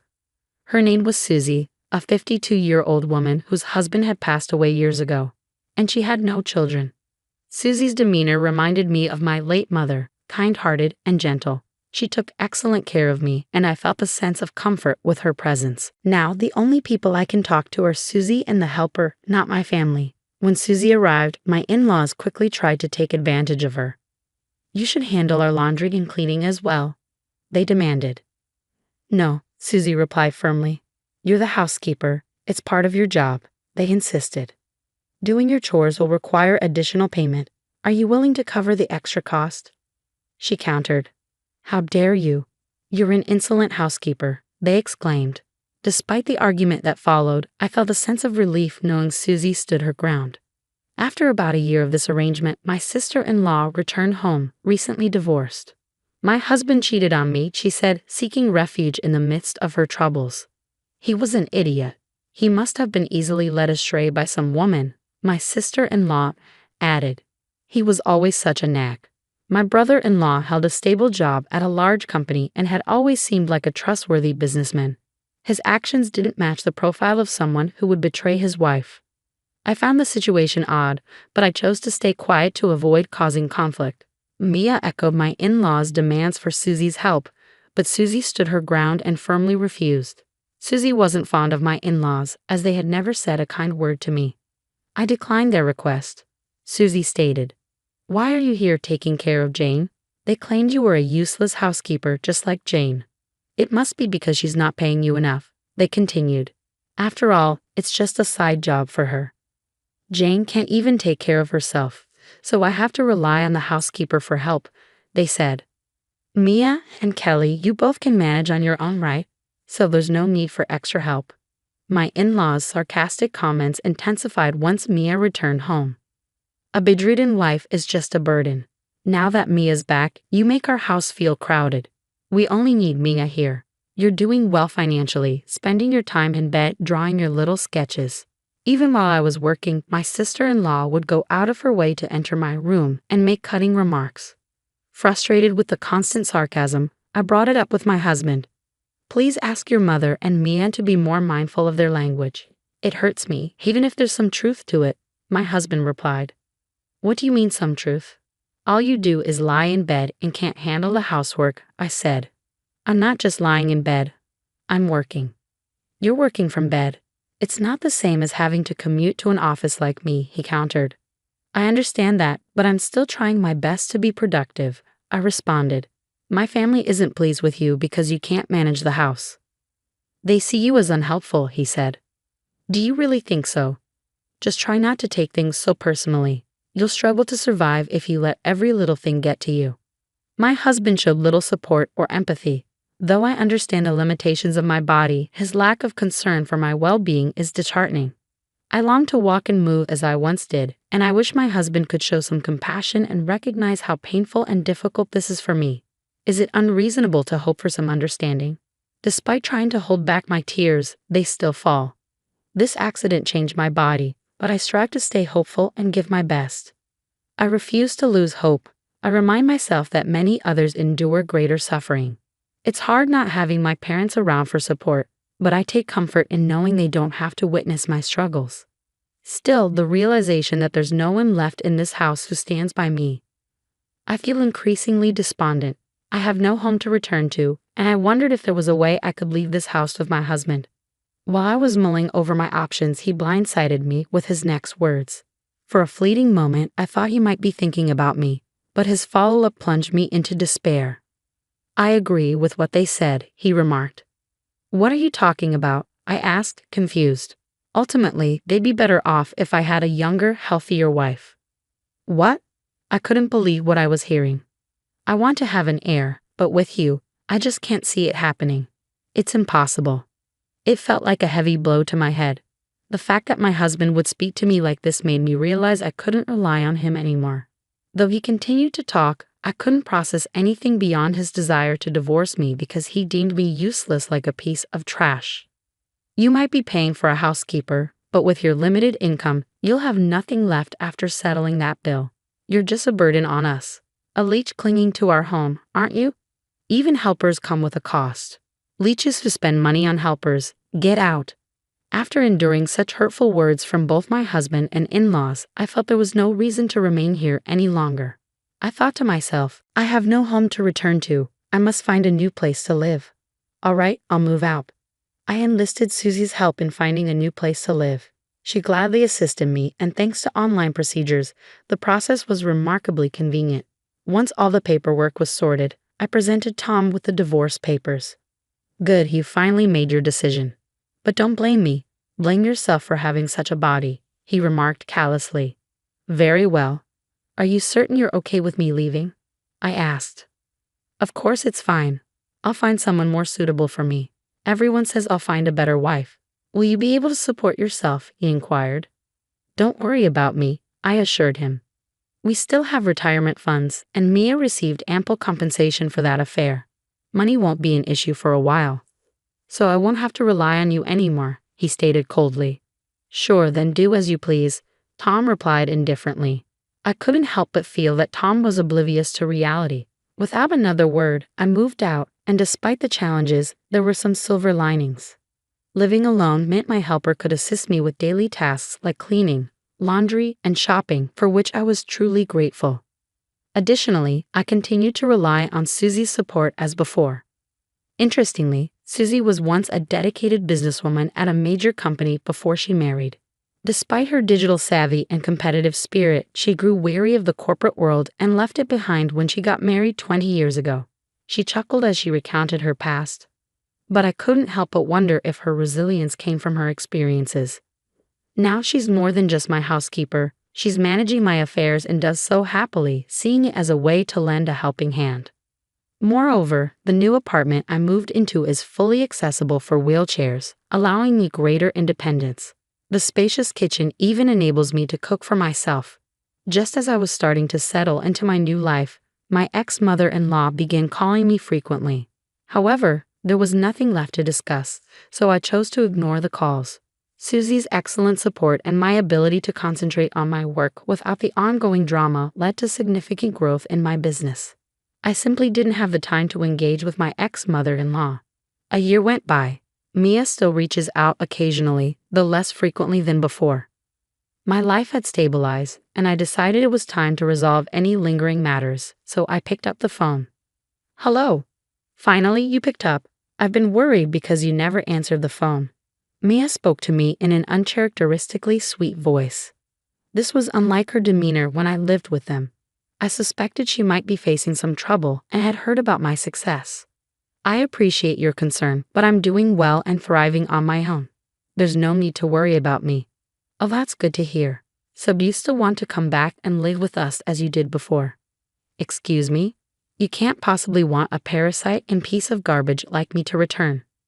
I've been reflecting on our past decisions. It wasn't right to leave you, someone with a physical disability, on your own. We'll provide the support you need so you won't have to worry anymore. Actually, I'm thriving on my own. My helper manages my daily tasks, including cleaning, laundry, and shopping. Susie now assists me with my work as well. I really have no concerns. I heard you are earning more than Tom now. Is that true? Yes, that's accurate. At the time of our divorce, it seems he overlooked my growing income. I recall him mentioning you earn close to $15,000 monthly. My income initially covered their living expenses after the accident when Tom's company faced challenges and his salary was reduced. My earnings kept rising, so I offered financial support. He started with apologies, and we kept his salary cut from his parents to avoid causing them worry. However, after 3 years, he seemed to forget that I was the primary contributor to our household expenses.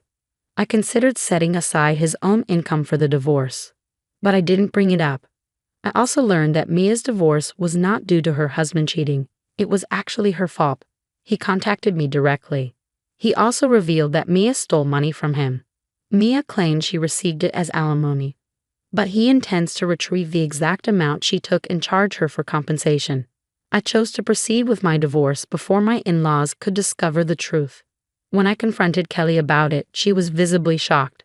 Tom developed feelings for a hostess at a bar and ended up accumulating some debt. Oh, so that's why he wanted the divorce. He hoped to siphon off your income. He can forget about that. Besides, their connection was purely transactional. He was just a customer. I know, were you aware? Yes, I knew everything.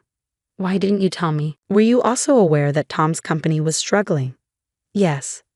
How could you keep this from me when you knew all along? According to Kelly, Mia ran off with her unfaithful boyfriend, but he abandoned her and left her with even more debts. Tom's company declared bankruptcy 6 months ago, and he's been job hunting since then.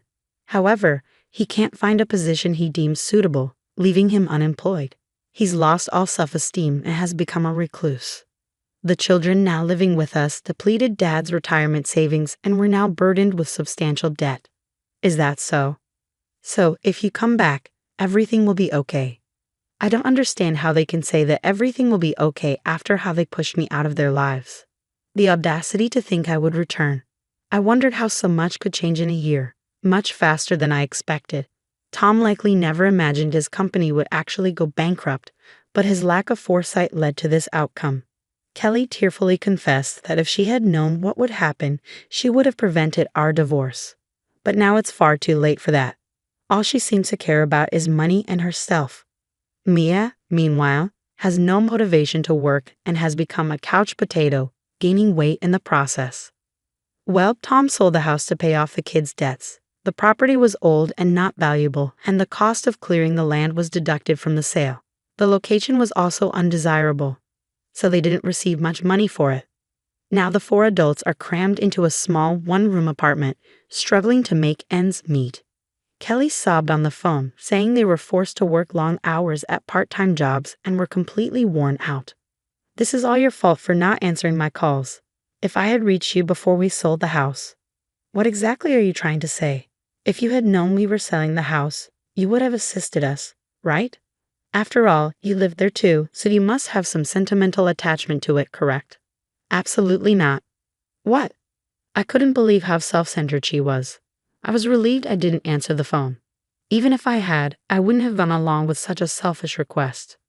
So both Tom and Mia are depending on you, along with Mother and Kelly. Please come back. You're the only one we can rely on. Sorry, but I'm not your family. Don't depend on me. Don't say that. We're sorry for everything. I apologize. I can't believe she's saying this. I felt a headache coming on. It was time to give them an ultimatum and bring this to an end. The reason I picked up your call today is because I have something important to tell you. What is it? I'm planning to sue all of you. What? Why should we be held responsible? Tom didn't cheat on you, and he wasn't involved with the hostess bar girl. It's not about infidelity. It's about the mental anguish caused by the verbal abuse I endured from all of you. What?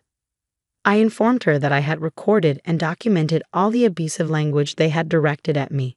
When I mentioned the evidence I possessed, she became visibly agitated and abruptly ended the call. Perhaps she realized that continuing the conversation could lead to greater consequences. It was interesting to observe her reaction. When my lawyer issued a formal request for compensation, Kelly carefully tried to negotiate a settlement, citing their current hardships. However, I stood my ground and refused to accept any offer that did not hold them accountable. I was asked to create an illustration, which brought me a step closer to realizing my dream of becoming a picture book author. Despite all the challenges I've faced, I remain committed to approaching life with a positive attitude and not taking myself too seriously. My name is Rachel, and I'm a 33-year-old homemaker. My husband, Adam, and I have been married for 4 years, but we haven't been able to have a child yet.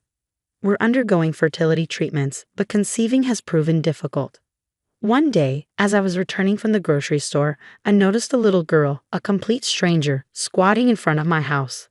I wondered why she was outside in the cold, winter weather without a coat, so I approached her and asked, "Are you waiting for someone? Can you tell me your name?" "Selena." "Selena. Okay. Where's your mother?" "Mommy went somewhere," she replied. "Are you lost? What's your mother's name?" "Mary." "Mary?" My heart sank. Mary, the sender of the letter, was my older sister.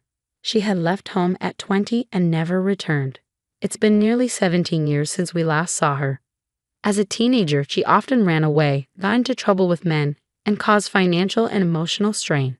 Now to find out she had a child. Selena handed me a piece of paper. My hands shook as I opened it. Inside were the words, "Take care of this child for a while."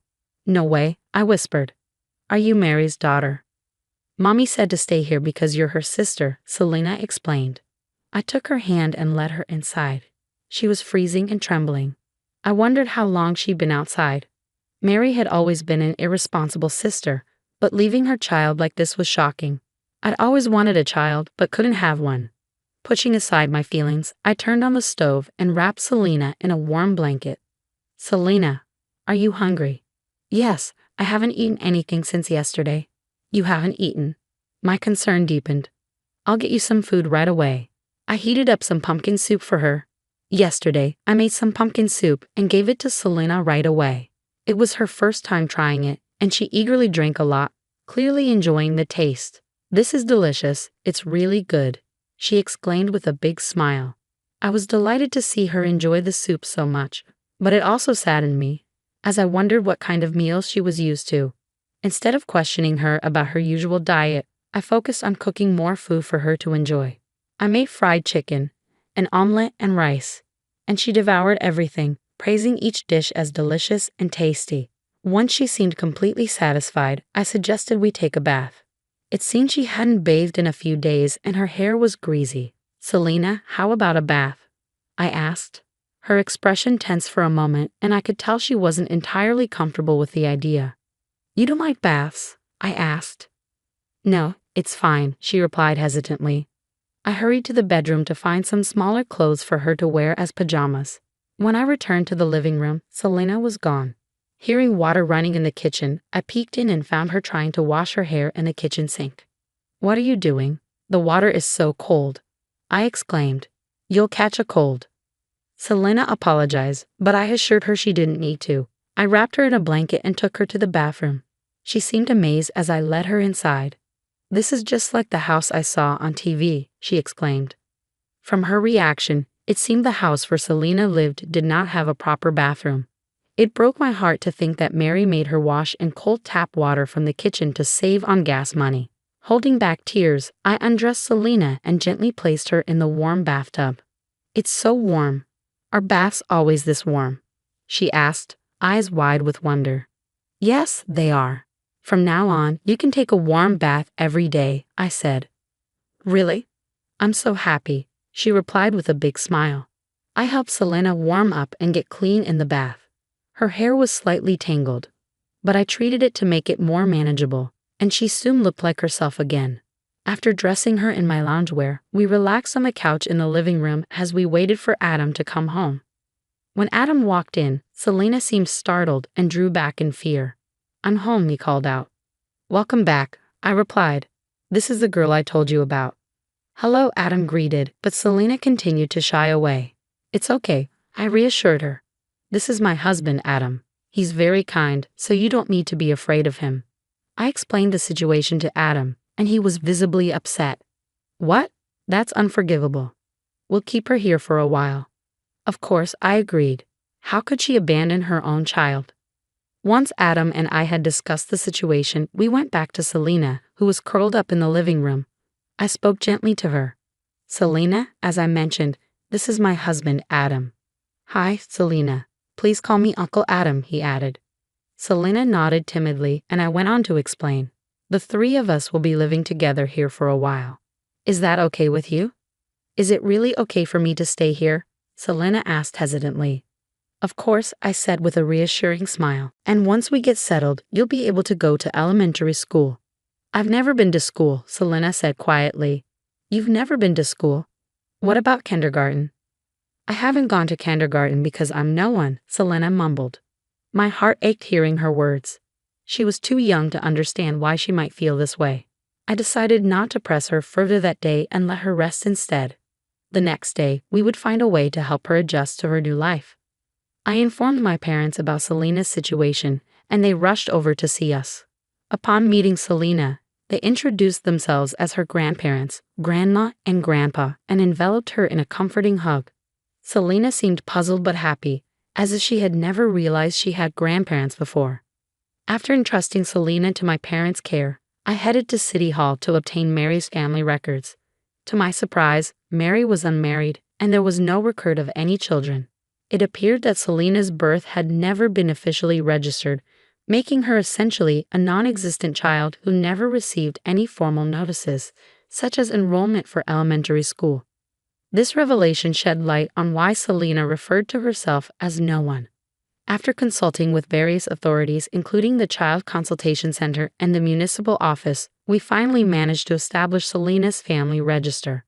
I happily informed her, "Selena, now you can go to elementary school. I'm so happy for you." By this time, it had been over a month since Selena came to live with us, but she hadn't opened up much. She always seemed skittish, especially whenever Adam or I moved. Additionally, whenever she made a mistake, she would apologize excessively, curling up her body and covering her head. It was evident that Mary's past actions had left a lasting impact on her. "Selena, you don't have to apologize so much," I reassured her. "Uncle Adam and I will never get mad at you, and we will never harm you. I promise." "Really?" Selena asked with a glimmer of hope. "Of course," I replied sincerely. I made a promise, but despite that, Selena's shyness persisted. However, as time passed, she gradually became more talkative and even began to smile more often. Then one day, Selena blurted out, "I wonder when she will come for me." Those words struck a chord with me, evoking a sense of sadness. Despite Mary's mistreatment, Selena still longed for her mother. Since Selena's arrival, every day had been filled with joy for me. We had wanted children so badly and treated Selena as our own daughter. We hoped she would stay with us for a long time. The day after Selena's statement, she received an invitation to elementary school. I was relieved that she would finally experience the same school life as other children. "Now that it's settled, we need to prepare for school," I said to Selena. "We'll need to buy a school bag, stationery, and lots of clothes. Let's go shopping today for new clothes and stuff." "I can get new clothes."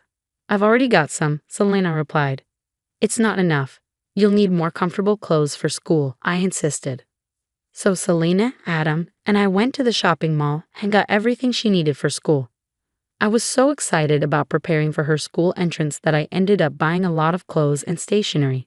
As we headed home, the three of us laughed and joked about buying too many things. However, to my surprise, I saw Mary standing in front of our house. "Mom," Selena exclaimed. Mary responded coldly, "It's not welcome home." "What were you thinking? How dare you come here?" I stepped in, trying to calm the situation. Hey, calm down.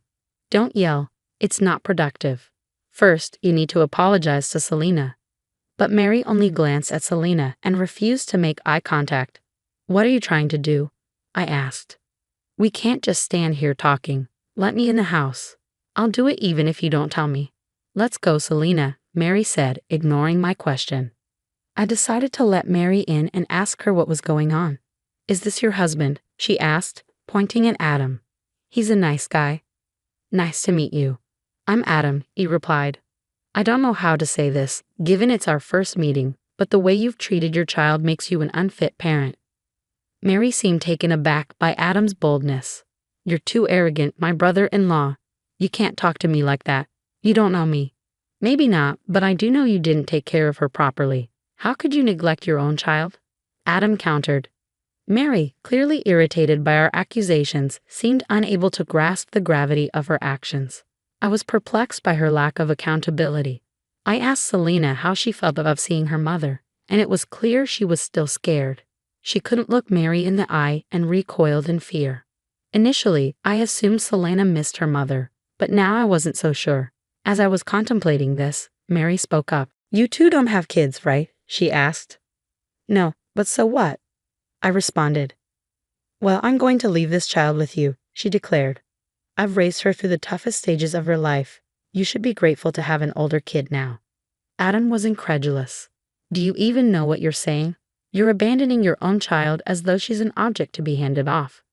"I know exactly what I'm saying," Mary shot back. "I'm giving you childless people a kid to raise. You should be thankful." I shook my head in disbelief. "That's outrageous. We're not giving her back to you, even if you ask. We've already made her a family register, and she's going to start elementary school next month. We'll make sure she's happier than she was with you." "Oh, so you've made a family register for her," Mary retorted, seemingly indifferent. "I did," I responded. "Why didn't you file a birth certificate?" "Because if I had, they would know I have a child. I didn't want to disrupt my life for such a selfish reason." Mary's admission explained why Selena had been unable to attend kindergarten or elementary school. Her callous attitude continued to baffle me. "That's not right. Selena deserves an education. What you've done is neglect, not just active truancy," I told her, knowing that reasoning with Mary was pointless. Mary had apparently broken up with Selena's father before Selena was born and had never registered the birth. To date other men, she often left Selena alone, pretending to be unmarried and childless. Her goal was to find a new partner and raise her child. "We'll take care of Selena," I said, firm in my decision, "but please don't come back to see us again." "Then give me 10 million yen. I'm giving you a person, so 10 million is a small price to pay, right?" Mary demanded. "What are you talking about? You're trying to sell your daughter?" I was horrified. "Of course, I'm not going to pay you though. Selena is a human being," I said firmly. When I refused to pay, Mary threatened to take Selena back and confine her at home, forcing her to wash with cold tap water again. "I won't let you do that," I said. "Fine, 10 million then," she retorted. "Well, I can't get it for you today. You'll have to come back later to pick it up. I'll keep Selena here until then," I said, pretending to agree to her demands to keep Selena safe. "Whatever. I don't want to be bothered with her anyway," Mary replied dismissively. Though I had no intention of paying Mary, I lied quickly to prevent her from taking Selena away. Knowing Mary might return to reclaim her, Adam and I considered what steps we could take next. But before acting, we wanted to understand how Selena felt. "Selena, do you want to go back to your mommy?" I asked her gently. "I don't want to go back. Mom scares me. She always bumps into me and says mean things." "I don't want to go back," Selena confessed. "I see," I said gently. "The other day, you mentioned wondering when your mother would come for you. Was that because you were afraid she'd make you leave us?" "Yes," Selena replied, her eyes downcast. "I was worried that if Mommy came, I'd have to go back to that house. But I want to stay here forever." "I understand," I reassured her. "We'll do everything we can to make sure you can stay with us from now on." With Selena's feelings clear, Adam and I decided to investigate Mary's background further. We contacted an investigative firm known to Adam and discovered Mary was now engaged to a successful lawyer. We formulated a plan to keep Mary from taking Selena away and worked discreetly to prepare everything. A week later, when everything was set, We informed Mary that we had the money and invited her to our home for the exchange. During the meeting, I had my parents care for Selena. When Mary arrived, she immediately asked if I had the money. "I won't give you the money, and I won't give you Selena either," I declared firmly. Mary's expression turned sour. "I came all the way here because you said you had the money ready. Now give it to me. Do you realize how heartbroken Selena is?" I challenged her. "You're trying to sell your own child for money. Unbelievable." "How I raise my child is none of your business," Mary shot back. "Children grow up just fine on their own. You don't understand because you don't have kids. Did you even tell your boyfriend about having a child?" I asked pointedly. "Of course not. He's a successful lawyer and we're getting married next year. We plan to live happily ever after. Don't bother us," Mary said dismissively. Just then, the door opened and Mary's fiancé, the elite lawyer, walked in. He had heard our conversation. "Don't tell me what you just said is true," he said, shocked. "Did you lie to me? What's going on? Why are you here? You told me you were unmarried and childless." "I've never been married," Mary said. "I just happened to have a child by mistake." "By mistake? That's a terrible thing to say," Adam exclaimed, disgusted. The lawyer confronted Mary. "I was about to marry you without knowing you cheated on me. Of course, I'm breaking off the engagement. You lied to me, so you'll need to pay me alimony." "Wait, broken engagement alimony? Please don't leave me," Mary pleaded. "Shut up. I can't marry a woman who treats her child like that." "I don't even want to see your face," the lawyer replied, turning his back on her. Mary turned to me, her eyes filled with anger. "Rachel, you brought him here. Why did you do this to me?" "Because I knew I couldn't handle it the usual way. I'm going to discuss Selena's case with this lawyer," I explained. "I was suspicious, but after hearing your words today, I realized the truth. From now on, this lawyer will represent me and my family." "You'll regret making an enemy of a lawyer," Mary threatened. Soon after, a police officer arrived at our house. I had previously reported Mary for child abandonment, and authorities had secretly recorded our previous conversation. I also informed them of her visit that day. Mary was taken into custody for child neglect and abandonment, facing a stint behind bars. Although it was a lengthy and complex process, Selena was eventually allowed to stay with us permanently. The lawyer demanded compensation from Mary for breaking the engagement, and she faced legal consequences. After her release from prison, Mary lost both her fiancé and Selena. Additionally, she had to work hard to pay the alimony and child support, which took a toll on her appearance and ability to attract men. Recently, she stormed into our house, crying and demanding Selena back. "She's my baby. Give her back." "What are you talking about? Selena is ours now. I won't let you take her back," I told Mary firmly. "No, not mommy. Uncle and auntie are mommy and daddy," Selena chimed in. Mary, rejected by her own daughter, walked away in despair. I vowed never to let her regain custody of Selena. Mary would have to reflect on her actions alone.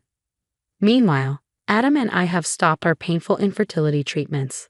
The three of us now live our days filled with laughter and joy.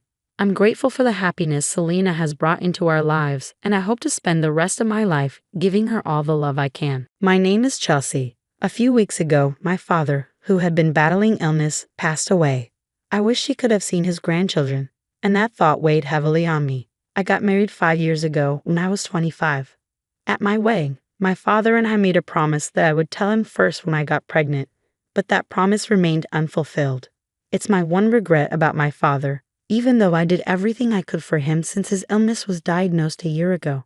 I visited my parents' home frequently and accompanied my mother to the hospital.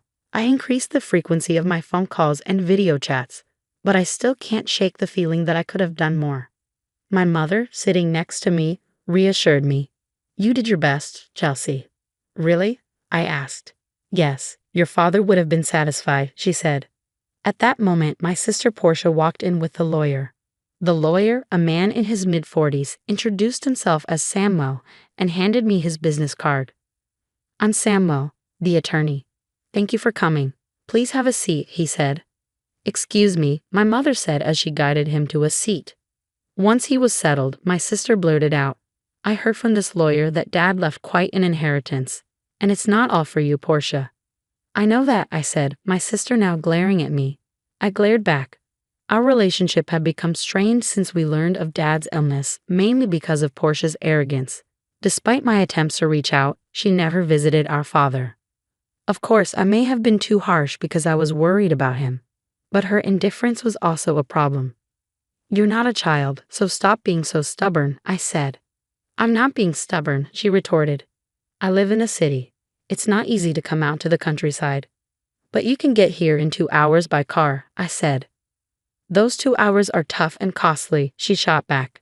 "It's the money that's important to you, isn't it?" "Of course, I'm busy, so stop contacting me." With that, she stopped talking. Even though she lived far away, she could have visited occasionally. That's why our relationship soared so quickly. In the end, Portia never visited our father, and our relationship never improved. The lawyer sensed the tension and intervened. "Let's calm down, please." "I apologize," I said, and the lawyer nodded. "As I mentioned on the phone, I have your father's will here. He contacted me a few weeks before he passed away. We met at the hospital, and he wrote the will in front of me with his primary physician present," the lawyer explained. My father had arranged for his physician to contact the lawyer upon his passing. Then the lawyer reached out to us, which brings us to the present moment. He pulled out a white envelope and placed it in front of us. "This is the will," he said. I recognized my father's handwriting on the envelope. Portia seemed impatient. "Never mind that. Just tell us what's in it." "I'm busy," she snapped. "Of course," the lawyer said with a wry smile as he opened the envelope. Inside was a single sheet of paper with my father's wishes. Besides the house and land, my father's inheritance included some savings and a storage shed. We knew about the house and land, but the storage shed was a surprise. As I was pondering this, Portia angrily interrupted the lawyer. "Wait a minute. What about the farm?" "Farm?" the lawyer asked. "Yes, the farm Dad used to work on as a hobby. My father ran a business in the next town. But after turning 50, he started thinking of closing it. I want to slow down a bit. Is that okay? Back when I was in high school, I heard this idea. My sister, already in college, wasn't keen on it, but my mother and I, concerned about my father's health, agreed. Don't worry about the money, Portia, my father reassured her. Reluctantly, she agreed. And so my father closed his company and started farming near our home. He found joy in moving his body while farming, and seeing him happy, I felt reassured that we had made the right decision. My sister, however, didn't seem to share the sentiment. She had promised to return home after college but ended up getting a job near her university. Eventually, she married the CEO of an IT company she met through work. That's why Father took up farming until he fell ill.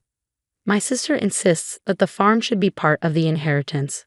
When the lawyer reviewed the documents, he quickly found a note stating that the farm was rented land. Rented? My sister said, disappointed. But I thought we owned a large piece of land. Indeed, the farm where my father grew vegetables was spacious, but maybe it was for the best that it was rented, considering we knew little about farming. The conversation then turned to dividing the inheritance. The house and land go to the wife, the lawyer declared. So we can divide the rest however we want. Please divide the savings and storage shed between you two, he continued. Savings mean cash, right? I'll take the cash. How much is it? My sister asked. The savings amount to about $100,000. There's no need to pay inheritance tax for this amount, the lawyer replied. Then I'll take the $100,000 in cash, my sister declared triumphantly. But I couldn't agree with such a selfish arrangement. I strongly protested against my sister. Wait a minute, I object. Why? I'm the oldest daughter, I argued. That's irrelevant. You can have the storage shed, my sister retorted, flipping through the documents. What even is that anyway? She asked the lawyer. It's the storage shed next to the farm. You'll inherit the building, the land, and its contents, the lawyer explained. My sister's eyes lit up at the mention of land. Even though she's married to the CEO of an IT company, does she still want more money? I wondered. As I pondered, the lawyer continued, but it's about 65 square feet, roughly the size of a small bedroom. A small bedroom? Yes, here are the photos, the lawyer said, placing them on the table. The exterior looked like a rundown shack, and the interior contained only basic tools, nothing of significant value. I don't want it, my sister grimaced, glancing at the photos. The shed looked ordinary, almost unremarkable. These items are sentimental, but they won't bring in any money. As I considered the situation, my sister spoke up. Fine, I'll take the cash. You can have the dirty shed. Hold on, that's not fair, I protested. You agreed to the vegetable farming. What are you complaining about now? Her response left me with little to argue. Still, I couldn't let her take all of Dad's inheritance without standing up for myself. So we're good then? My sister pressed, waiting for my answer. My mother interrupted. As long as Portia won't complain later, I have no objections. Portia quickly agreed. Of course I won't complain. So it was decided. Portia would get the cash, and I would receive the shed. My sister grinned triumphantly, but I wasn't content. I'm not satisfied. I objected immediately. Just let it go. Why are you so greedy? Portia shot back. That's not it, I argued. You're being a hassle. You care more about money than about Dad's memory. Portia's words left me speechless. Of course, family is more important than money. While money matters, it should never be more valuable than family. But before I could respond, my sister abruptly ended the conversation. In the end, my mother received the house and land, while Portia got Dad's savings. All I was left with was the shed. My sister signed a document agreeing not to dispute the inheritance division and then laughed loudly. Frustrated, I vented to my mother. Mom, why didn't you help me? I did help you, she replied. How? You let Portia take the cash. I made sure you got the shed, she said with a smile. I pouted in response, but my mother added, you might find something surprisingly good if you look closely. The next day, I collected the key from the lawyer and headed to the shed near the field. It was a 10-minute walk from home along a quiet rural road. Finally, I reached the field my father had rented for the past year. Now that he had been hospitalized, the field stood empty. I unlocked the shed and pushed the door open. Wow, it's dusty, I muttered as a cloud of dust greeted me. The shed clearly hadn't been cleaned in a while. Still, there might be something of sentimental value left by Dad, I thought, glancing around. But the interior was just a dirty shed, filled with farming tools and not much else. While the tools might have sentimental value, they were nothing extraordinary. Maybe I should just take what's inside for now. I mumbled as I continued to survey the room. That's when I noticed something strange. Huh, I muttered. The inside of the shed seemed smaller than it looked from the outside. Perhaps it was the dim lighting, but the space felt a bit more confined than I had anticipated. Could it be my imagination? I stepped outside to take a closer look around the shed, but the feeling that something was off remained. After thinking it over, I walked around to the back of the shed, where it was bordered by a thicket of trees. To my astonishment, there was another door at the back. Wait, another entrance? I gasped. From inside the shed, there had only been a solid wall, indicating the only entrance was the door I used earlier. Yet, from the back, there was another door. I was puzzled. How could there be a door at the back that wasn't visible from inside? This suggested there was a separate space accessible only from the outside. Excitement surged through me as I realized this could be one of Dad's surprises. He loved surprises and often surprised me on my birthdays. The memories brought tears to my eyes. Determined to uncover Dad's hidden surprise, I hurried back into the shed and began searching for the key to the back door. If Dad had left something special, he would have likely hidden the key somewhere in the shed. I let my instincts guide me as I began the search. I rummaged through the shed and eventually found 2 keys hidden in the handle of a shovel. Curious, I went around to the back and tried one of the keys in the door. With a click, the door opened. What could be in here? I wondered. Inside the small space, only about 3 feet wide, stood a large safe. Is this from Dad's company? I thought as I recognized the safe. It was the same one I had seen in the corner of his office when I was a child. Feeling nostalgic, I hugged the safe. This discovery brought back memories of my father and made the inheritance worthwhile. However, knowing Dad, I was sure this wasn't the final surprise. There must be more surprises, I muttered as I inserted the second key into the safe.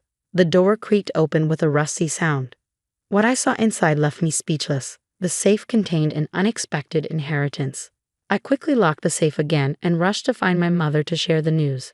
After explaining the situation to her, I called my husband for help moving the safe from my parents' house. It then dawned on me that the contents of the safe were likely part of my inheritance and might require me to pay inheritance tax. I decided to seek professional advice to handle the situation properly. I consulted the lawyer, who recommended I speak with a certified public accountant. With a referral from a friend, I found an accountant and left the complicated matters in their hands. A year passed, and just when I thought things had finally settled down, my sister showed up near my home. "What brings you here all of a sudden?" I asked my sister, puzzled by her unexpected visit. "Well, I had some business at our parents' house, so I stopped by," she replied vaguely, her behavior striking me as odd. It seemed unlikely that she would casually visit, especially given the tension surrounding our father's inheritance. Our relationship wasn't one that involved casual drop-ins. I couldn't shake off my suspicion as I observed her. Despite her nervous demeanor, my sister asked, "Can I come in?" I hesitated for a moment before reluctantly agreeing. Once inside, after serving some coffee, she began to fidget before finally speaking up. "Do you happen to have won the lottery or something?" she blurted out. Confused, I shook my head. "No, I didn't, and it's not bonus season for my husband either." Perplexed by her line of questioning, I asked, "What on earth are you talking about?" This seemed to trigger her, and suddenly she grew defensive. "What are you making fun of me for?" she snapped. "No, I'm not making fun of you.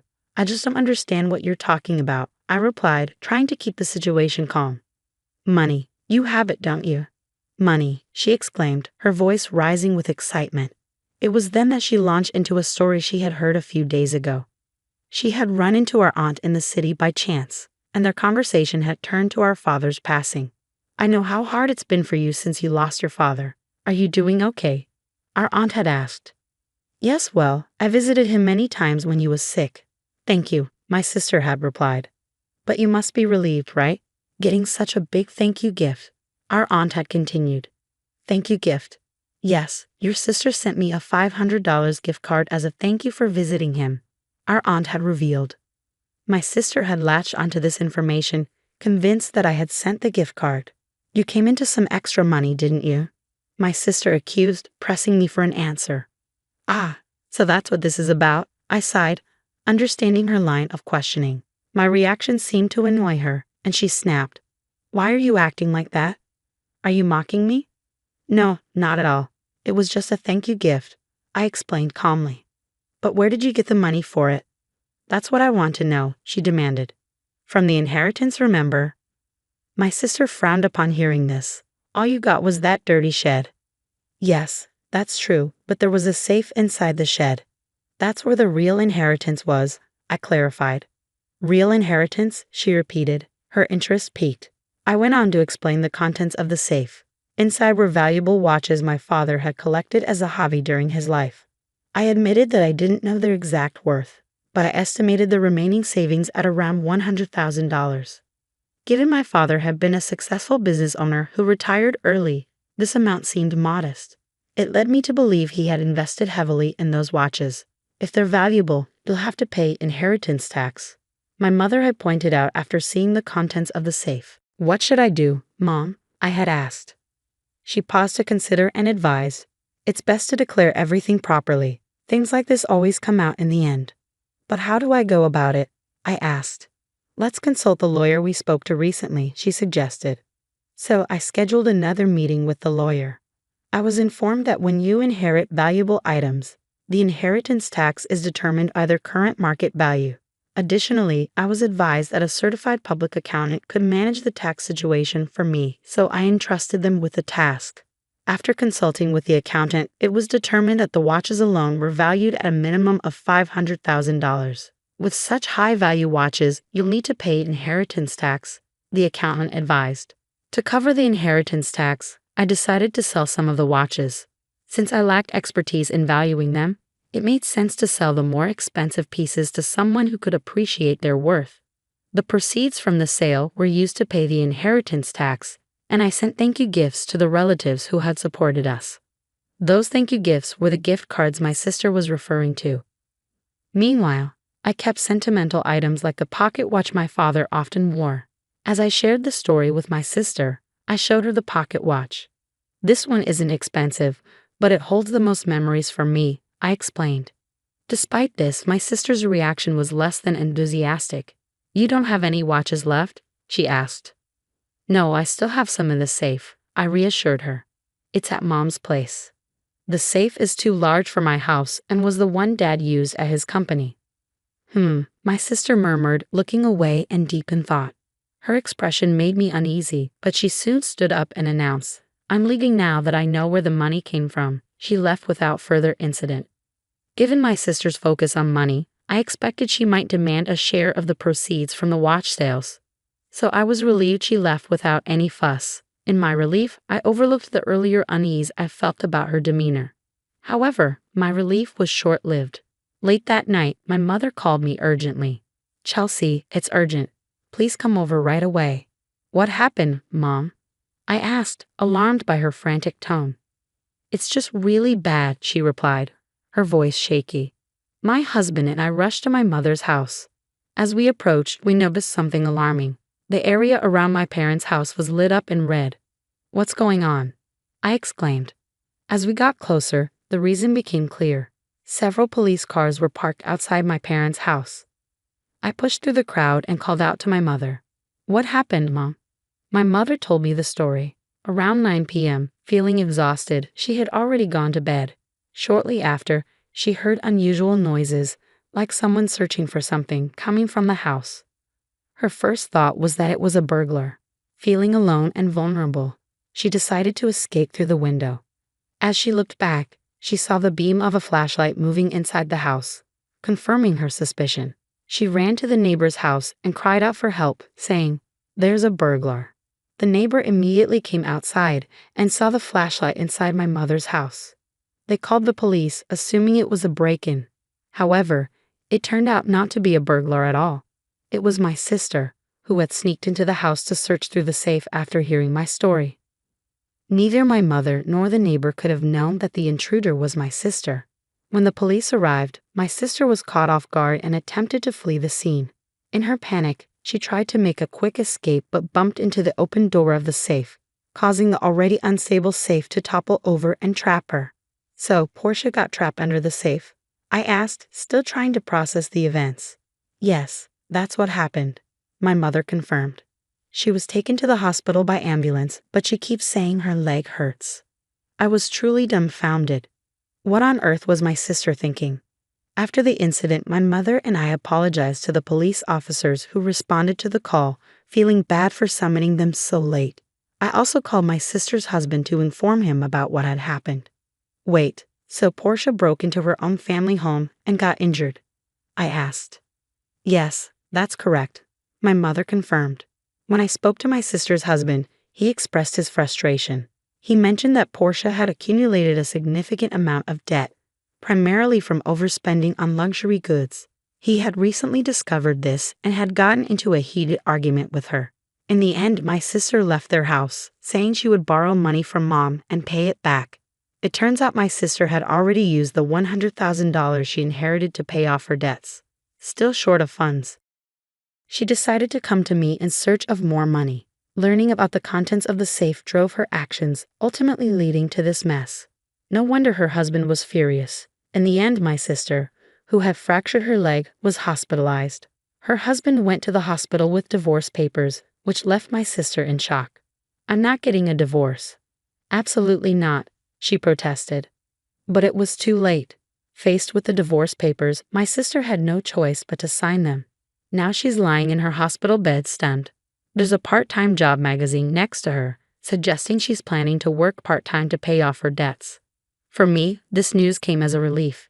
In the aftermath of all the commotion, I decided to move back to my parents' home to support my mother and help take care of the house.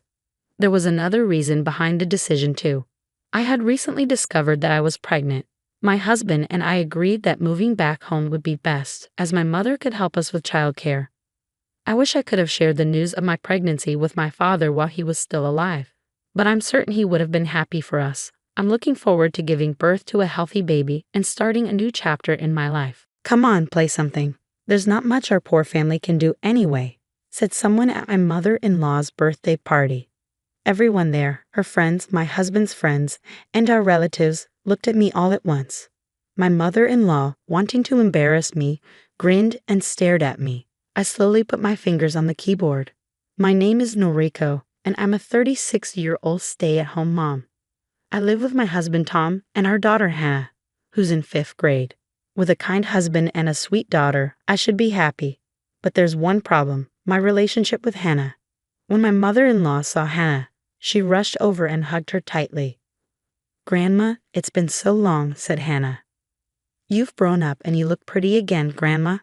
My mother-in-law happily chatted with Hannah, but as soon as she saw me nearby, she glared at me. "What are you doing? Isn't it polite to offer tea or something? Or do you mean to tell me you can't even serve your mother-in-law?" "Grandma, what's up?" Hannah asked, puzzled. "Oh, why don't you come with me to the mall, Hannah? They have a big buffet there."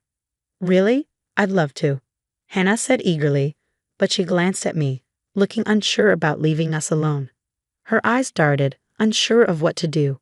"Go with Grandma, Hannah." "Are you sure?" I reassured her with a smile, and she looked relieved. "Let's go, Grandma," she said happily, taking her grandmother's hand. With a smug look on her face, my mother-in-law whisked Hannah away to the mall. The issue here is that my relationship with my mother-in-law isn't good. When my husband's around, she acts kindly towards me, which makes me feel relieved. But when it's just me and her, she starts saying mean things. "My son told me you only went to a junior college, right?" She'd say. "Yes, I did," I replied slowly. You hesitated. "I wonder why Tom chose you." "What do you mean by that?" "Do you have a problem with me? Tom is highly educated, graduated from a top private university, and yet he chose you, who was from a poorer background with just a junior college degree. I tolerate you because you're Tom's wife, but honestly, I wouldn't want to be around someone as poor as you. What's the point of having only a junior college degree? You lack education, money, and common sense. You need everything spoon-fed to you. That's why I dislike people with just a junior college education," she said with a cutting tone. Her words hurt me deeply. "I'll try to be polite when others are around, but please keep your distance from me," I replied, stung by her unreasonable argument. Since then, when we're alone, she's been unkind to me. I've tried to ignore her insults, following my strategy of minimizing contact with her, as my mother-in-law suggested. But the real problem is my daughter, Hannah.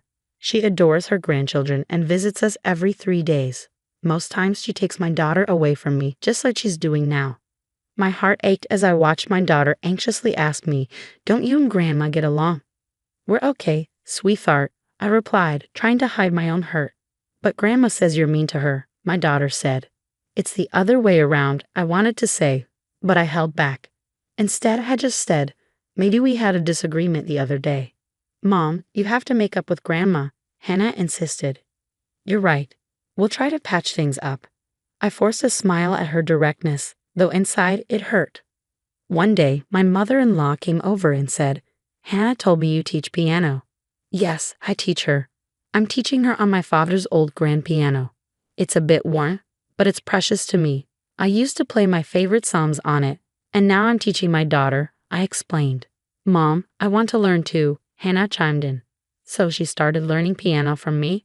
I'm not the best teacher, but her enthusiasm touched me.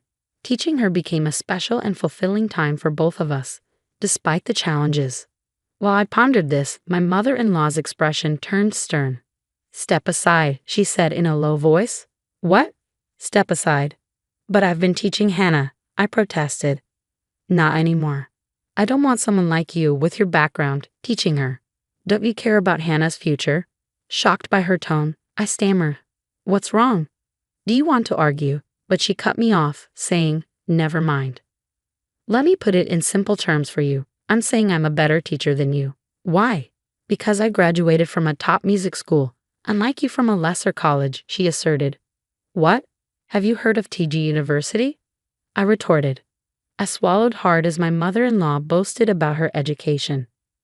"I graduated from a prestigious 4-year university, unlike you," she bragged. "I see, I didn't know it was TG University," I replied. "TG University is top-notch, especially for music students. If my mother-in-law graduated from its piano department, she must be highly skilled. Even someone like you can understand that, right? You're not on the same level," she sneered, making my throat tighten. TG University truly is a light, as my mother-in-law claimed. It's clear that my daughter would benefit from learning from her. But it also means sacrificing more of my time with my daughter to my mother-in-law. She already takes up a lot of our time, and now she wants to take even more. That's something I can't allow. The time I spend teaching piano to my daughter is precious and irreplaceable, I asserted. Isn't that selfish of you? She sighed loudly, interrupting me. That's not what I meant. What do you mean then? You're standing here, a graduate of a prestigious teaching university, a top musician. Normally, people would pay for your teaching expertise. But out of kindness, I'm offering to teach for free. How can you reject that just because you want to teach? You're not even that skilled. Don't you dare speak to me like that. Fine, I'll play for you right now. I'll show you I have the ability to teach my daughter. Who wants to hear a poor woman like you play? Your playing will make our ears bleed. What can I do to prove myself to you? You don't even need to prove anything. You just need to follow my instructions. I've already spoken to Hannah. I couldn't believe what I was hearing. What had my mother-in-law told my daughter without involving me? I felt a surge of anxiety. I've already spoken to Hannah. I'll be teaching her piano from now on. I graduated from a renowned music academy and I'm better at piano than you. You agreed it would be best for her. Why are you being so selfish? I didn't expect you to oppose this so strongly. With my qualifications, it's only natural for me to take over. Did you never consider my opinion? You're incredibly stubborn. It's decided, so stop being selfish. With that, my mother-in-law swiftly left. Since then, she's been coming to our house daily to teach Hannah piano. I'm not even allowed in the room where they have lessons. During breaks, my mother-in-law always tells me, "You don't understand. Hannah has a talent for music, and she needs proper education to develop it. With your limited qualifications, you're not capable of providing that. If you continue as her instructor, you'll ruin her talent. Understand?" Yes. Well, that's settled then. You won't be bothering us anymore. Stay out of our way, got it? I fought back tears of frustration as my mother-in-law looked down at me, a pang of pain piercing my heart. I'm going to play piano with Hannah, my mother-in-law said cheerfully, then turned to Hannah. I had once pleaded with my husband to intervene, but he didn't see it as a big deal. What's wrong with her teaching Hannah piano? He asked dismissively. It's not just about teaching piano, it's about taking away quality time from me and Hannah. You're overreacting. I'm sure Mom just wants to lend a hand. Why do you have to criticize her efforts to make your life easier? No, it's not helping. I'll talk to Mom about it, okay? Please don't be so upset. But the truth is, she doesn't take me seriously. From the outside, it might seem like my mother-in-law is being helpful in raising my child. But in reality, she's like a devil trying to snatch my precious daughter away from me. No one understands the pain I feel. It's frustrating, but I have to do what's best for Hannah. I feel so frustrated that all I can do is try to talk myself out of it, I thought, but then the worst happened. Nicole, come here. I was summoned into the piano room, a place I hadn't been allowed to enter recently, and my eyes widened as I stepped inside. A piano. Oh, you recognize it. We just got a new one. My mother-in-law chuckled, gesturing towards a brand new piano beside her. Kelly, what's going on? Where's my father's piano? I got rid of it. You got rid of it? Yes, I got rid of it because it was falling apart. My mother-in-law replied casually, causing my heart to shatter. Why, that was my father's piano, full of memories with him. I choked out. It doesn't matter to me. That old piano doesn't fit me and Hannah. Oh no, how could you? I hoped she was lying, so I questioned her. I called the contractor and had it taken away while you were out, she said without hesitation. You entered the house without permission. What do you mean, without permission? I always do that. There's a big difference between your presence and absence, isn't there? You can't just dispose of someone's property without permission. How could you do that? Shut up. I was being kind by getting rid of that old piano and buying a new one for you. I might regret it, but I don't deserve to be yelled at, she snapped, pushing me out of the room and slamming the door behind me. You clearly don't understand the importance of this piano. Don't even think about touching it without my permission. And you're not allowed in this room either. Right now, Hannah is practicing a song for my birthday party. People like you are disrupting her practice. I had reached my breaking point as the door slammed shut with a resounding thud. That night, I asked Hannah, "Are you practicing a song for Grandma's birthday party?" "Yes, I'm practicing really hard." "Please listen to me, Mom," she replied earnestly. "Yes, of course, I'll listen. By the way, Hannah, I have a favor to ask you." I smiled at her, and she cheerfully replied, "What is it?" Then came the day of my mother-in-law's birthday party. Relatives, neighbors, and friends were all invited, along with some of my daughter's friends. It seemed like my mother-in-law was in a different mood this year. She had sent letters to many people a few days before, insisting that her granddaughter would play the piano for her birthday and she would love for them to come and listen. Her plan worked, as the guests were mostly relatives, neighbors, and my mother-in-law's friends, along with some of my daughter's friends. I'm sure she had instructed my daughter to invite as many friends as possible. My mother-in-law smiled when my daughter brought a lot of friends, saying, "So the granddaughter is playing the piano for me, huh?" I thought maybe it was a mistake to have my daughter practice piano for the party. But I kept quiet. I spent the morning busy making food and a cake for the party. My husband and daughter helped me, but my mother-in-law didn't want to pitch in at all. It was her birthday party, but I wish she appreciated my efforts too. Nonetheless, I was glad to see so many people gathered. Once the preparations were done, my mother-in-law stood up in front of everyone and exclaimed, "Thank you all for coming to celebrate with me." The party began with my mother-in-law's lively voice and exaggerated gestures, as if she were a stage performer. After enjoying the food and chatting for a while, my daughter stood up and moved in front of my mother-in-law. "Happy birthday, Grandma." "I have a present for Grandma," my daughter announced, then took a seat at the piano placed in the back of the room. "Please listen," she said cheerfully before starting to play Twinkle, Twinkle, Little Star. The tune was sweet, and I could see smiles on everyone's faces, but it wasn't flawless. Clearly, her skills had declined. Anna could have played better. As I pondered this, the performance came to an end. My daughter smiled shyly at my mother-in-law, who praised her, saying, "You did wonderfully. Thank you, Hannah."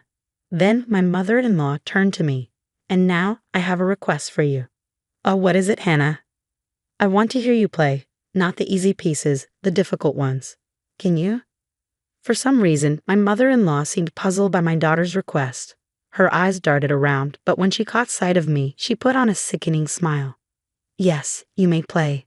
But before I do, Nicole, didn't you say you were going to play a piece for me?" My mother-in-law looked at me and said something like that. I had never promised such a thing, but I felt pressured. She was going to do it? What? I hadn't heard my mother play in a long time. "Yes, Hannah. Your mother is going to give us a wonderful performance for Grandma." "Wow, I'm looking forward to it," my mother-in-law said after seeing her granddaughter smile, then turned to me.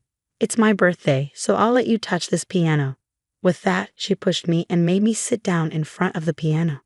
The whole room was buzzing with excitement after Hannah's lovely performance, and all eyes were on me, eagerly anticipating what I would play next. "Well, there's not much a poor person like you can play anyway, right?"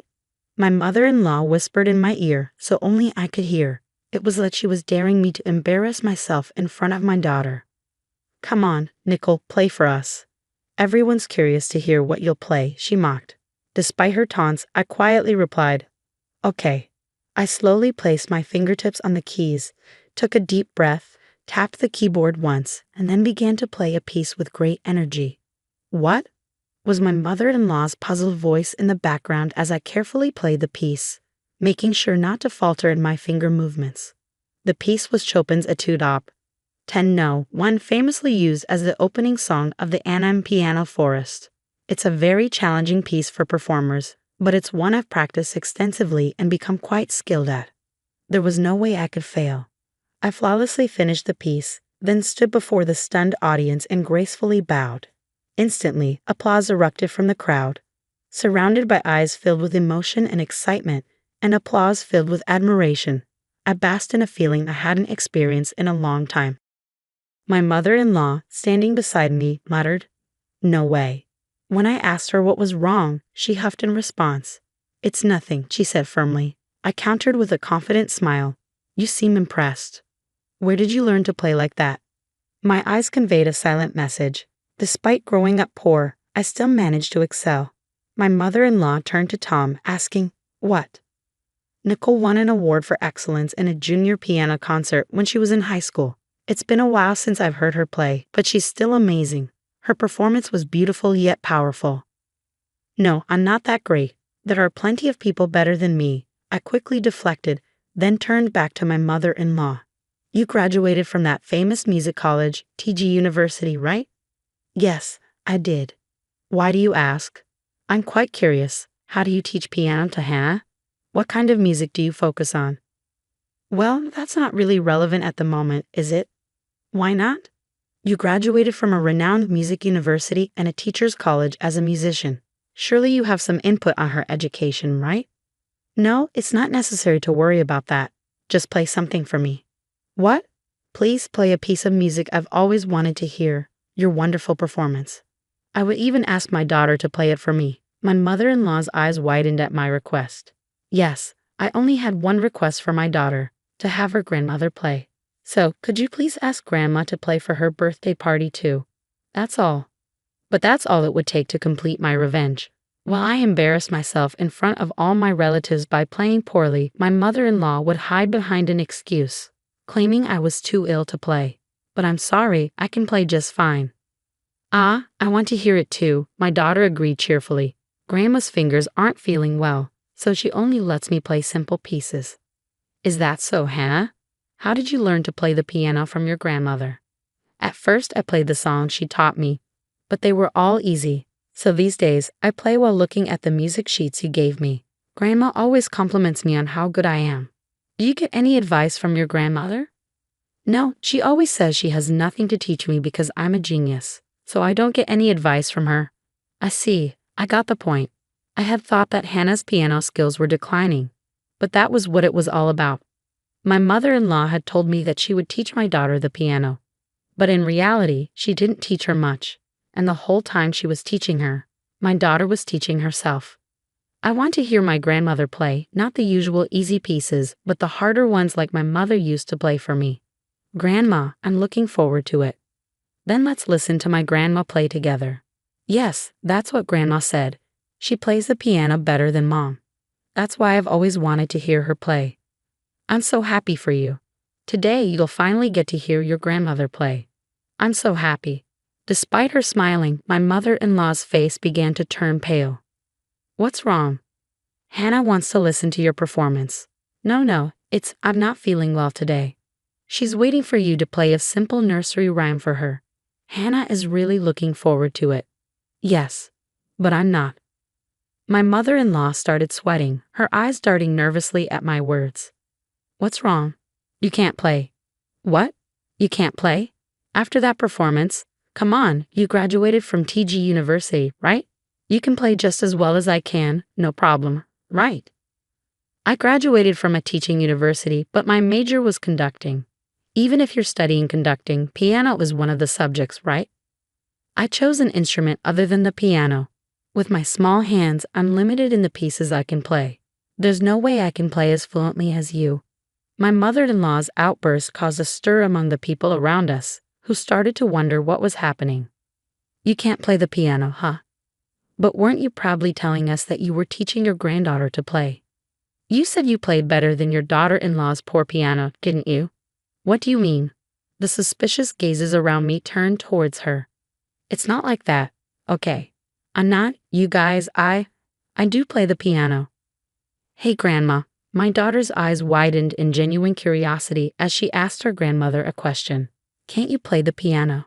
Hannah, if you don't play the piano, why did you lie and say you do? No, Hannah, I didn't lie, it's true. When I asked her why she was always so kind to me but so strict with my mother, she told me it was because my mother mistreats her, and I thought that was true. What are you talking about, Hannah? Could it be that you're really tormenting my mother? My mother-in-law screams in sorrow at my daughter's words. No, it can't be, of course not. Nicole and I are good, aren't we, Nicole? No way. What are you talking about, Nicole? There is no way I can get along with someone who would throw away a piano given to me by my father, my most precious possession. What? My daughter tilted her head. She said that you said you didn't need it anymore, so she threw it away and bought a new one. It was very precious that I got from my father. Even if I couldn't play it anymore, I wouldn't throw it away. Really? Then why did you throw it away, Grandma? Didn't you know that it was my mother's precious treasure? To her daughter's words, my mother-in-law just shook her head and said, No. The conversation between us caused the guests to start fussing. My husband, sensing that the mood had deteriorated, asked the guests to leave, saying, Let's call it a night. He began to urge them to leave the room. Wait, it's really not true. There is a reason for this. There's a reason. What's the reason? She said you told her you didn't need it anymore, so she threw it away and bought a new one. But it was special, a gift from my dad. Even if I couldn't use it anymore, I wouldn't throw it away. Really? Then why did you throw it away, Grandma? Didn't you know it meant a lot to my mom? To her daughter's question, my mother-in-law just shook her head and kept saying, no, no, no. Our conversation upset the guests. My husband felt the tension and asked everyone to leave, saying, let's end the night. He urged them to go. Wait, it's not what you think. There's a reason. What's the reason? That's enough, I said firmly, looking at my mother-in-law, who was muttering to herself. Please don't ruin my daughter's talent because of your own selfishness. My words seemed to hit her hard. She sank to her knees. After that day, she never visited our house again. She had made a scene at her own birthday party. No matter how much she might want to, she wouldn't be welcome at our place anymore. And it seemed her relatives and neighbors who were at the party were spreading rumors about her. Now she's being avoided by them. Still, she keeps insisting. It's not my fault, I was framed. That wicked wife set me up. She's going around the neighborhood saying it's not her fault, but nobody believes her. Honestly, it's just typical of her. Meanwhile, my daughter has been practicing piano with me, and she's improving a lot. Mom, I want to play a duet with you. Well, it might be tough until you improve a bit more on the piano. Then I'll practice loads and get even better than you. I'm sure you'll surpass me quickly, Hannah. And I'm going to be a pianist, a pianist, a pianist. And when I perform in front of lots of people, I'll say I became a pianist because of my mom who taught me. She's much better at piano than I am, Hannah. So I'll practice a lot. I'll keep at it.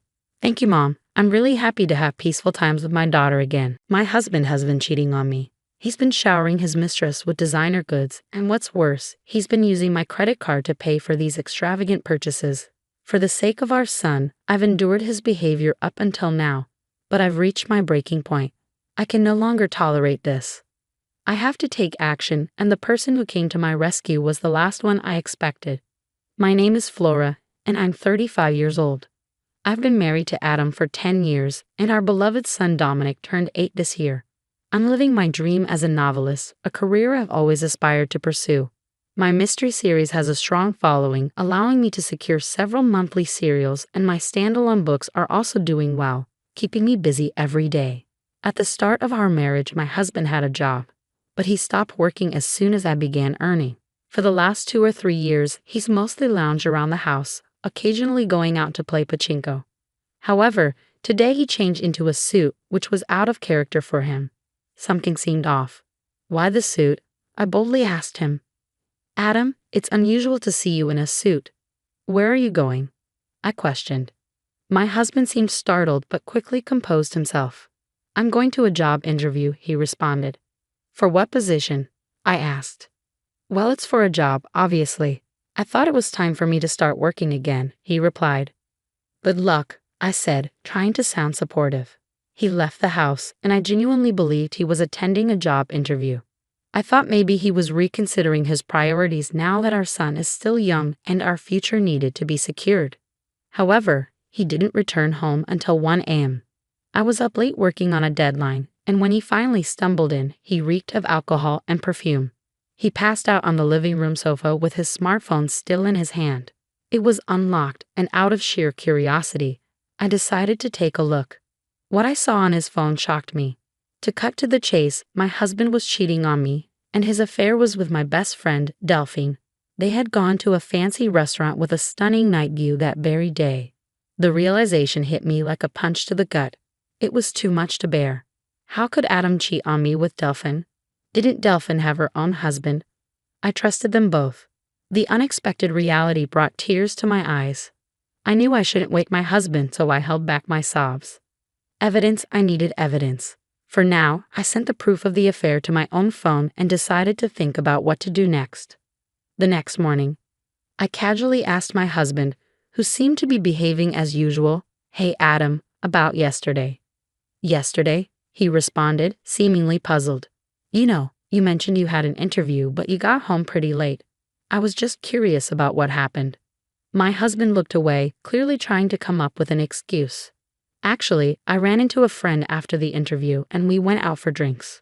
A friend? Who? I pressed. Just some guy, Flora. Do I need to explain everything? He replied defensively. You're right, I conceded, knowing he was hiding the fact that he had met with Delphine. His evasiveness only confirmed his infidelity. 1 month after discovering my husband's affair, I was still grappling with the situation. I hadn't confronted him about the cheating yet, knowing it would create a rift in our relationship. If I were on my own, I would have shown him the evidence of his affair and immediately sought a divorce. However, I couldn't bear to separate him from our son, Dominic, who was only 8 years old. Despite his frequent outings, taking advantage of my focus on work, this gave me the perfect opportunity to collect evidence of his infidelity. While he was out, I searched his room and found several unfamiliar receipts. It seemed he had been purchasing women's designer items, but there was no sign of them in his room, and he certainly hadn't given me any. There was only one conclusion. Adam had been showering Delphine with luxury goods, but where was he getting the money for that? He's unemployed and living off my allowance. I give him a monthly allowance, but he likely doesn't have any savings left. Worried, I decided to follow him. During this time, I called my brother over to watch Dominic, without telling him about my husband's affair. I fibbed to my brother, saying, Hey, sorry to bother you out of the blue. It's no problem, but what's up? Why do you suddenly need me to watch Dominic? I just want to go shopping alone, I lied. Shopping? You've never been one to shop in person. Don't you usually shop online? Normally, yes, but today I want to buy something that's only available in store. Can you watch Dominic for me? All right, but don't be gone too long. Dominic gets lonely, he agreed. Thank you, I said, relieved. With my brother's help, I was able to set my plan in motion. I watched my husband walking arm in arm with my best friend Delphine. I knew what was happening, but seeing it with my own eyes was a painful shock. They were cheerfully entering a high-end designer store. Then I witnessed something outrageous. Is that my credit card? My husband was using my secondary credit card to pay the bill. I always kept my main card safely in my wallet, while the secondary card was left unattended in a drawer. My husband took the secondary card without my knowledge and used it to fund gifts for his mistress. Over the past few months, I've been making large purchases for work, such as monitors, keyboards, and even new furniture, causing the balance on the credit card to skyrocket. Both cards were linked to the same bank account, and with my busy schedule, I hadn't reviewed the details closely. This negligence came back to haunt me. Not only was he cheating on me, but he was also using my money freely. Any lingering affection I had for my husband had completely evaporated. Although I was partly to blame for not noticing sooner, I couldn't bring myself to forgive him. I took clear photos of the two of them together and went home, simmering with anger. For the next few days, I focused on plotting my revenge. I repeatedly checked his usual computer when he wasn't around, knowing he sensed his phone and computer, allowing me easy access to his communications with Delphine.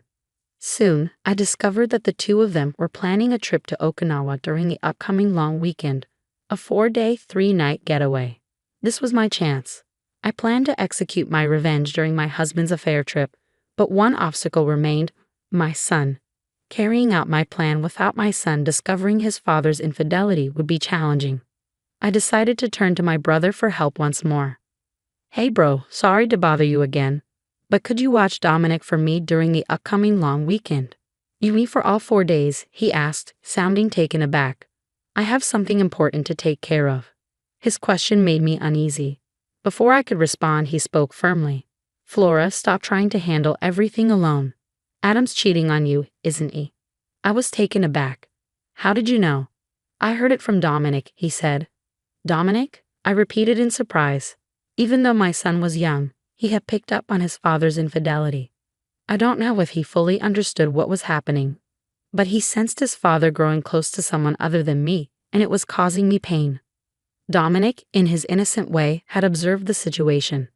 I thought I was shielding Dominic from this, I murmured. It seems Adam's actions have affected you so deeply that even Dominic could sense it. Are you still considering staying with someone like that? But if I divorce Adam, Dominic will be upset, I started to say. But then Dominic, who had been in the next room, suddenly appeared. Mom, it's okay. I'm on your side. Dominic, are you sure? I asked, moved by his words. I don't need someone who makes Mom sad. As long as I have you, I'm okay, he said resolutely. Thank you, Dominic, and thank you too, bro, I said, grateful for their support. With the help of my son and brother, I made up my mind to take action against my husband without any hesitation. We began moving to a new home on the day my husband was set to leave for his trip with his mistress. My brother helped us, and we discreetly packed our belongings whenever my husband was away. The night before the long weekend, I decided to confront my husband and give him one last chance. He was visibly excited about his trip the next day, and I went straight to the point. Adam, what's with the suitcase? Why are you packing? He replied, Oh, this? I'm going on a trip with a friend starting tomorrow. A trip? Did you mention anything about that? It's a last-minute decision, isn't it? You're using the allowance I give you, I questioned. My husband seemed annoyed and tried to brush off my questions. Don't talk to me about it anymore, Aura. I couldn't care less about his excuses. I lowered my voice as I asked, Are you really going on this trip with a friend? My husband flinched at my tone, his shoulders tensing, but he still attempted to lie. Of course, you've been nagging me a lot. I see, a trip with a friend. Have a good time, I said, my voice dripping with sarcasm. I could be fun regardless of whether he told me to be. Just don't overdo it, I said as I left my husband's room. To be honest, if he had come clean with me then, I was considering settling matters amicably, requesting alimony and child support, despite his infidelity. After all, there was a time when I loved him. When my novels weren't selling well, he supported me and kept me going. I didn't want to harbor hatred or resentment toward him. However, after everything he's done, I can't afford to remain calm. For the sake of my son and my future, I need to end my relationship with him. There's no point in holding back any longer for a man who continually lies. The following morning, my husband had already left for his trip. I opened the drawer and confirmed that he had taken my credit card as usual. I immediately contacted the credit card company, reported the card as lost, and requested an immediate block on its use. My son woke up and I greeted him, Good morning. He responded with a beaming smile. Mom, today's the day, right? Huh, I asked. We're moving to our new home today, right? He said, his eyes sparkling with excitement. Seeing his enthusiasm erase any lingering anxiety. That's right, Monique. I've canceled the credit card, and now it's time to move. Yeah, I'm excited for our new home, he said. Thanks to my brother's help, the move went smoothly. My son and I settled into our new home, while my husband's belongings were sent to a designated location. The next day, we were all relaxing at the new house with my son and brother. I got a call from my husband. Hello? Flora, is that you? Could you transfer me some money? I've spent more than I planned, and now I need some extra cash. He likely couldn't use the card since I had frozen it, so he was asking me for money without directly mentioning the card. His request disgusted me. Didn't you say you were going to stick to your allowance? I asked. Come on, don't say that. I can't enjoy my trip alone if you do that, he whined. Alone? Don't you mean with Delphin? I shot back. My husband seemed taken aback. What are you talking about? Who's Delphin? What's going on with the card? It's pointless to play dumb. You're all over the place. Your lies aren't working, I snapped. It's clear you've been cheating on me with my best friend Delphin. Did you really think you wouldn't get caught? This is what it looks like. It's not cheating. He tried to justify himself. My anger flared at his attempts to make excuses, oblivious to the presence of my brother and son. I didn't hold back, letting my fury loose on him. I had been holding in my anger for too long. Stop making excuses. You have a family, yet you chose to have an affair with another woman and misuse someone else's credit card. Do you realize how low you've sunk? Flora, let's calm down, my husband tried to say. Calm down. How can I stay calm when I'm talking to the person I despise most in the world? Let me make this clear. I have no intention of forgiving you or offering any help. You and the woman you cheated with can go straight to hell. Don't you dare show your face in front of me or Dominic ever again. I hung up the phone abruptly, cutting him off. Shortly after, Delphine, the woman he cheated with, called me. Flora, what are you doing? She demanded. Delphine, long time no see. How's your trip with your best friend's husband going? I retorted. Shut up. Explain yourself. What are you talking about? Don't play dumb. You sent Adam's belongings to my house, didn't you? Yes, during our move, I had shipped my husband's things to Delphine's house, knowing she was the one he had the affair with. Since Delphine was married, her husband was naturally at home. I had done it on purpose, sending all of Adam's belongings to her husband along with a detailed letter explaining the situation. As I shouted at Delphine over the phone, nearly breaking the speaker, I expressed my anger.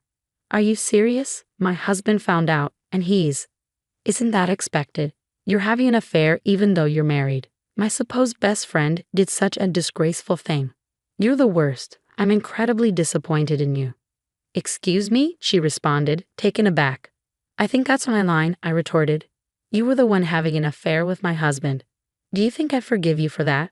Who showed disrespect first?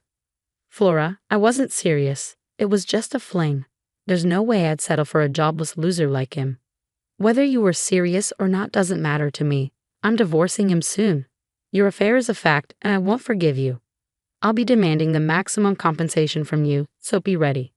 Compensation. What? I didn't agree to that. Why should I pay compensation?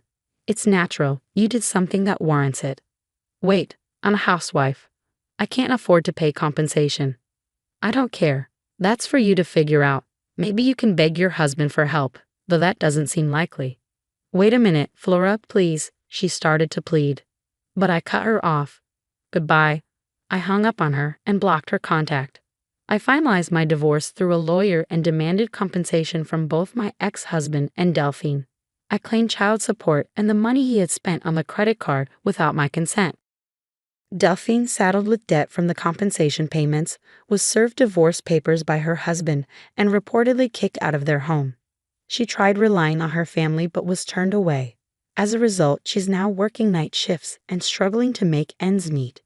My ex-husband attempted to lean on Delphine, but she blamed him for causing her divorce.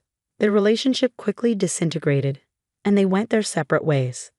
As for my ex-husband, he's now juggling several part-time jobs just to get by day to day. Having been unemployed for so long, finding a stable job won't be easy.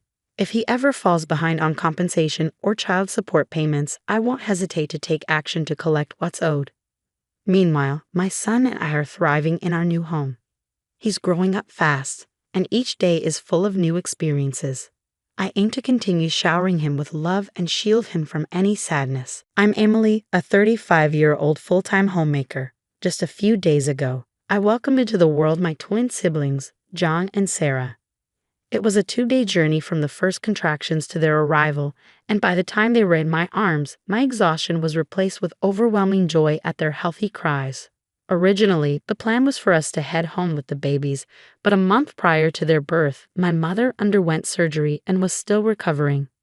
My parents were eagerly anticipating our return, with my mom insisting that despite her recovery, she wanted us to come home with the babies.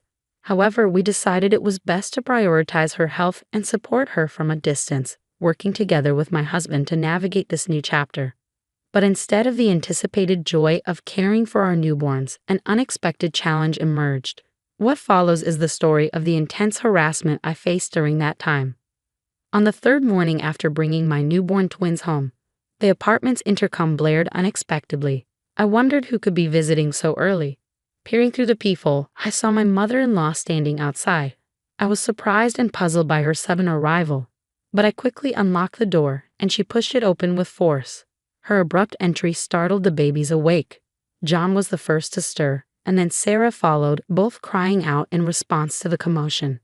Having already dealt with a restless night of soothing them, I was dismayed to see their brief peace disturbed.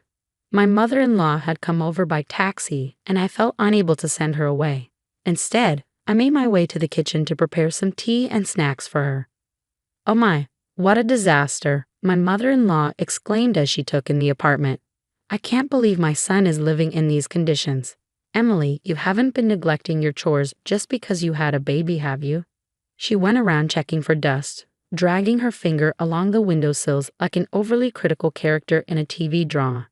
"I'm sorry, but they cried so much last night that I barely got any sleep. I'll tidy up once they settle down," I responded, trying to soothe the crying twins.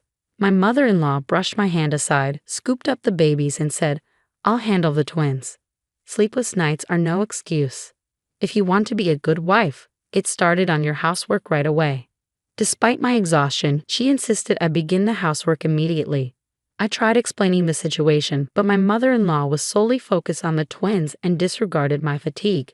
Reluctantly, I prepared some formula to hand to her, but she immediately chastised me. "Formula? Any mother would breastfeed. What kind of uncaring parent are you?" Her words struck a nerve, hitting on my deepest insecurity. Although I nearly burst into tears, I composed myself and followed her instructions, starting to clean the room. Though she claimed she would take care of the twins, her efforts were minimal. When their diapers needed changing, she seemed to avoid it and instead called me over for my chores to handle it. My progress with the housework was minimal, leaving me puzzled about her true intentions in visiting. Moreover, for the next 2 months, she made near-daily appearances, offering half-hearted care for the babies while continuing to criticize me. This period became nothing short of a struggle as she constantly complained about me. I longed to discuss things with my husband, but he was always exhausted from his demanding job, leaving me with no chance to connect. Enduring 2 months of snide remarks from my mother-in-law felt like an eternity, so when she announced she wouldn't be visiting anymore, I thought relief was finally in sight. However, her next demand caught me off guard.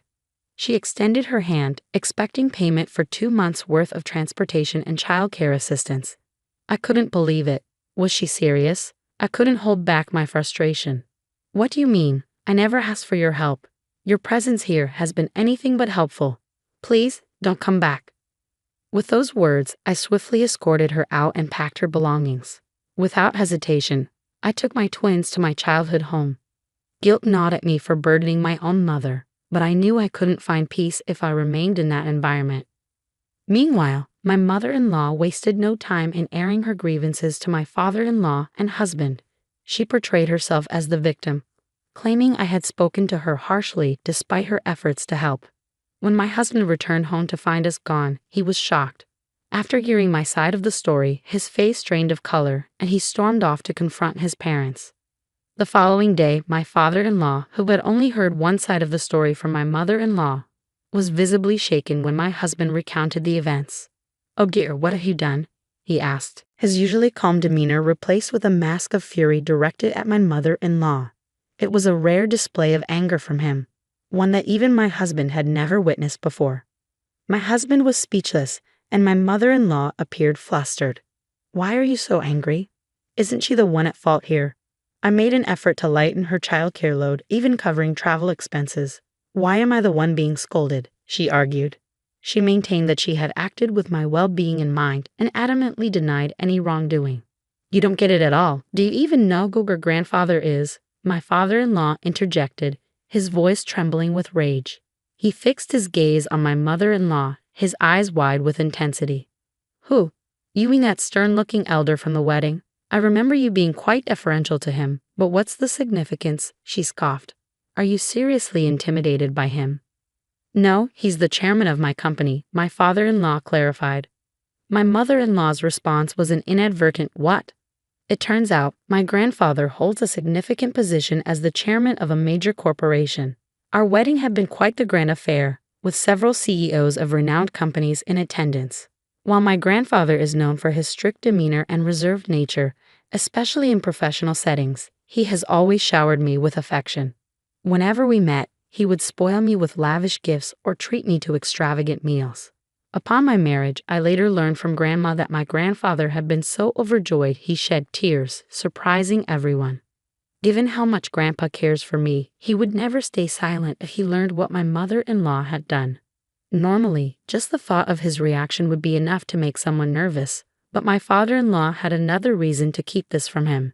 I was on the brink of a major career advancement to a managerial position. This promotion would come with a substantial salary increase, and I needed to focus on doing my best.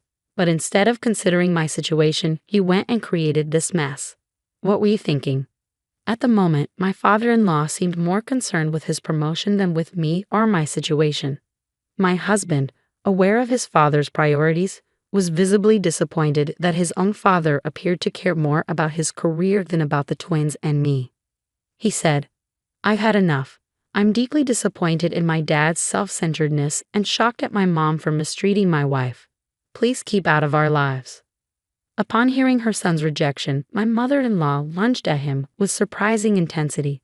"Don't be ridiculous. You're the family's heir. I won't let you walk away from your responsibilities here. I'm going to go talk to Emily and set her straight. She is our daughter-in-law, and she needs to manage the household properly." Upon hearing this, my father-in-law turned to his wife and said, "You aren't seriously thinking about barging into Emily's parents' house, are you?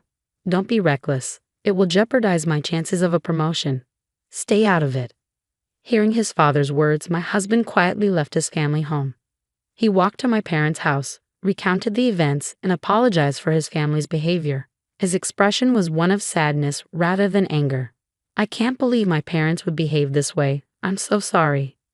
In response to my husband's apology, my parents remained silent.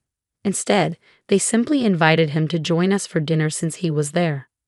"Why don't you stay the night, James? Our house is close to your apartment, so you can easily bring a change of clothes." Initially, my husband hesitated at my parents' generosity, but he longed for some quality time with the twins and decided to stay. It had been a while since we could unwind as a family. Watching my husband cuddle our crying twins was a heartwarming sight. When it was time to sleep, my husband and I lay with the twins nestled between us. I wished these peaceful moments could last forever, but I knew my mother-in-law wouldn't remain quiet for long.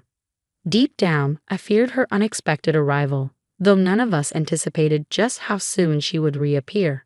The following day, while my parents were at work, the doorbell at their house rang persistently. I had a sinking feeling about it. Checking the intercom, I was alarmed to see my mother-in-law standing outside, unannounced. "Open up. I know you're in there. Give me back my grandchildren." She continued to bang on the door, repeating her demands. My mother-in-law kept pressing the intercom and pounding on the door, causing the twins to cry so much I felt like I was on the verge of losing it. Then, someone else opened the front door. "Finally, you opened the door. Now, hand over the twins." "Wait, who are you?" To her surprise, it wasn't me who answered the door but my grandfather. "How dare you bang on someone's door like that? That's incredibly rude." Whether or not my grandfather was actually upset, he spoke to my mother-in-law with a stern and commanding tone. My mother-in-law looked utterly taken aback, unable to respond to his authoritative presence. "Hold on a second. Are you the chairman my husband has talked about?" My mother-in-law's voice trembled as she asked my grandfather. "Ah, now I recall. Are you James' mother-in-law? I didn't recognize you since you didn't introduce yourself at the wedding." My mother-in-law had been completely opposed to our marriage. She felt as though she was losing her son, whom she had raised with care, and refused to attend the wedding initially. Though those around her convinced her to go, she didn't greet my relatives and instead spent her time in the waiting room with a sullen expression. It's understandable that my grandfather didn't recognize her. Once he realized she was my mother-in-law, his expression grew more formidable as he glared at her while she trembled. I had previously confided in my grandfather about everything I had endured. He likely anticipated my mother-in-law showing up uninvited, which explained why he had been staying with us for a while. In truth, he wanted to spend time with his great-grandchildren, but he hadn't anticipated her arriving so soon. "I didn't mean to bother you, Emily. I just wanted to see the twins since you brought them here without telling me. Isn't it unfair not to let me know?" She insisted that her visit was simply to see the twins, not to trouble me. Still, given her earlier aggressive actions, banging on the door and pressing the intercom while shouting for her grandchildren, it was hard to believe her claims. "Is that so? But didn't you demand that your granddaughter return my grandchildren earlier? Since when did they become your possessions?" My mother-in-law couldn't let those words slide and argued back. "What are you saying? Those children are part of our family, especially John, who is the heir. They are rightfully our grandchildren, not yours." Indeed, her affection for the twins stemmed from their status as heirs. While she loved Sarah as well, John, as the heir, held a special place in her heart. "I understand your fondness for the twins, but is it fair to disregard their mother, who is exhausted after giving birth? Forcing your way into her home is quite uncalled for, isn't it?" My mother-in-law was caught off guard by those words and visibly paled once again. "Wait, you're not going to tell my husband about this, are you? He specifically told me not to come here. I can't let him find out." Despite my father-in-law's strong advice against coming here, my mother-in-law chose to ignore him and came anyway. If her husband discovered her actions, divorce could be on the table. Although she pleaded with my grandfather to keep her visit a secret, there was no way he would agree. He replied to the anxious mother-in-law, "What are you saying? There's no reason to hide the truth, especially if there's guilt involved. I'll inform your husband of your visit. In the future, make sure to schedule an appointment before you come." With those words, my grandfather closed the front door. Typically, my mother-in-law would have continued knocking and pressing the intercom. But with my grandfather, the chairman present, she seemed to take a quieter exit this time. Though she kept silent about her unannounced visit to my family's home, my grandfather later called her husband to his office to explain the situation. Despite being explicitly instructed not to go to our home, my father-in-law was clearly furious that his wife had defied him and done it anyway. I deeply apologize for my wife's thoughtless actions. I assure you, I'll ensure she never repeats such behavior. He sincerely apologized to my grandfather. My father-in-law's apology was earnest, but my grandfather wasn't oblivious to his underlying intentions. Indeed, your wife's actions were unacceptable, but don't you bear some responsibility as well? It appears you prioritize short-term matters and overlook those around you. There's considerable discontent about your leadership in the workplace. Promoting someone with such shortcomings is out of the question. In the end, my father-in-law's promotion was rescinded. Blaming his wife for the missed opportunity, he went home, delivered a harsh lecture, and slammed finalized divorce papers onto the table before packing his bags and leaving. Until then, my mother-in-law had relied solely on my father-in-law's income, so his departure meant she faced an uncertain financial future. She attempted to persuade him to stay, but it was too late. The damage was done, and their relationship was beyond repair. All of this transpired because of that woman. She should never have married my dear James. I can't forgive her. I'll never forgive her. Having lost everything, my mother-in-law flew into a rage and stormed over to my parents' home. She pounded on the door and screamed at the top of her lungs, "I've lost everything because of you. If only you weren't here. Give me back my grandchildren. Give me back James." It was well past 9 p.m. when she began banging on the door and shouting. This kind of behavior at that hour was completely unreasonable, and my husband finally decided to call the police. My mother-in-law was escorted away to the police station in a squad car. Despite everything, my husband apologized profusely to my parents and grandfather for the disturbance, though they all knew he wasn't to blame. The sense of relief that washed over me as peace finally returned to our home was uplifting. Hopefully, this marks the end of any further disruptions, and we can now enjoy a quiet, peaceful life. While it was unfortunate that things had reached this point, I felt a sense of relief knowing we could now concentrate on raising our children without any more disruptions. Following the incident, my in-laws finalized their divorce, and my mother-in-law moved back in with her parents. Her parents' home was situated in a secluded rural area, much like Nebraska, with only a handful of buses running daily. Without a driver's license, it would be challenging for my mother-in-law to visit us. My mother-in-law, who had once been so determined to have the grandchildren to herself, struggled to adjust to life without seeing them. She repeatedly pleaded with my husband for the chance to see the children and reconcile with me, but he couldn't forgive her self-centered behavior and blocked her calls. Cut off from both her son and her grandchildren, my mother-in-law became distant and disheartened. It seems her own parents did not offer her much sympathy. Having lost everything, my mother-in-law secluded herself in her room, shedding tears of regret daily. "If you don't want a divorce, get out of this house right now, all right?" These words came suddenly from my husband. Obviously, I was taken aback. He must have been quite confident that I wouldn't file for divorce to go to such lengths to intimidate me. When I couldn't take it anymore, I decided to seek advice from someone else. "My name is Anna. I'm a 30-year-old office worker. My husband James and I are about to celebrate our 5th wedding anniversary. We're still waiting for the blessing of a child, which has led to a constant barrage of questions from my mother-in-law about when she can expect grandchildren. My father-in-law passed away years ago. My mother-in-law lives on the inheritance he left behind. Honestly, I feel on the verge of a nervous breakdown with her constant prodding about grandchildren. Actually, I might already be there. Despite seeing me like this, my husband James doesn't lift a finger to help. In fact, he recently started siding with his mother, blaming me for our troubles. I used to adore him for his kindness when we were dating. But after we got married, his attitude completely changed. Without any consultation, he decided we would live near his childhood home. When James is off from work, I am summoned to his parents' house and made to do housework all day long. Of course, there are no breaks. While I'm busy with chores at his parents' house, the two of them either go out together or stay in watching TV and laughing. I was even yelled at once for making too much noise with the vacuum cleaner. After that, I was forbidden to use it and was told to clean with a broom and a rag instead. Then, my sister-in-law moved back home.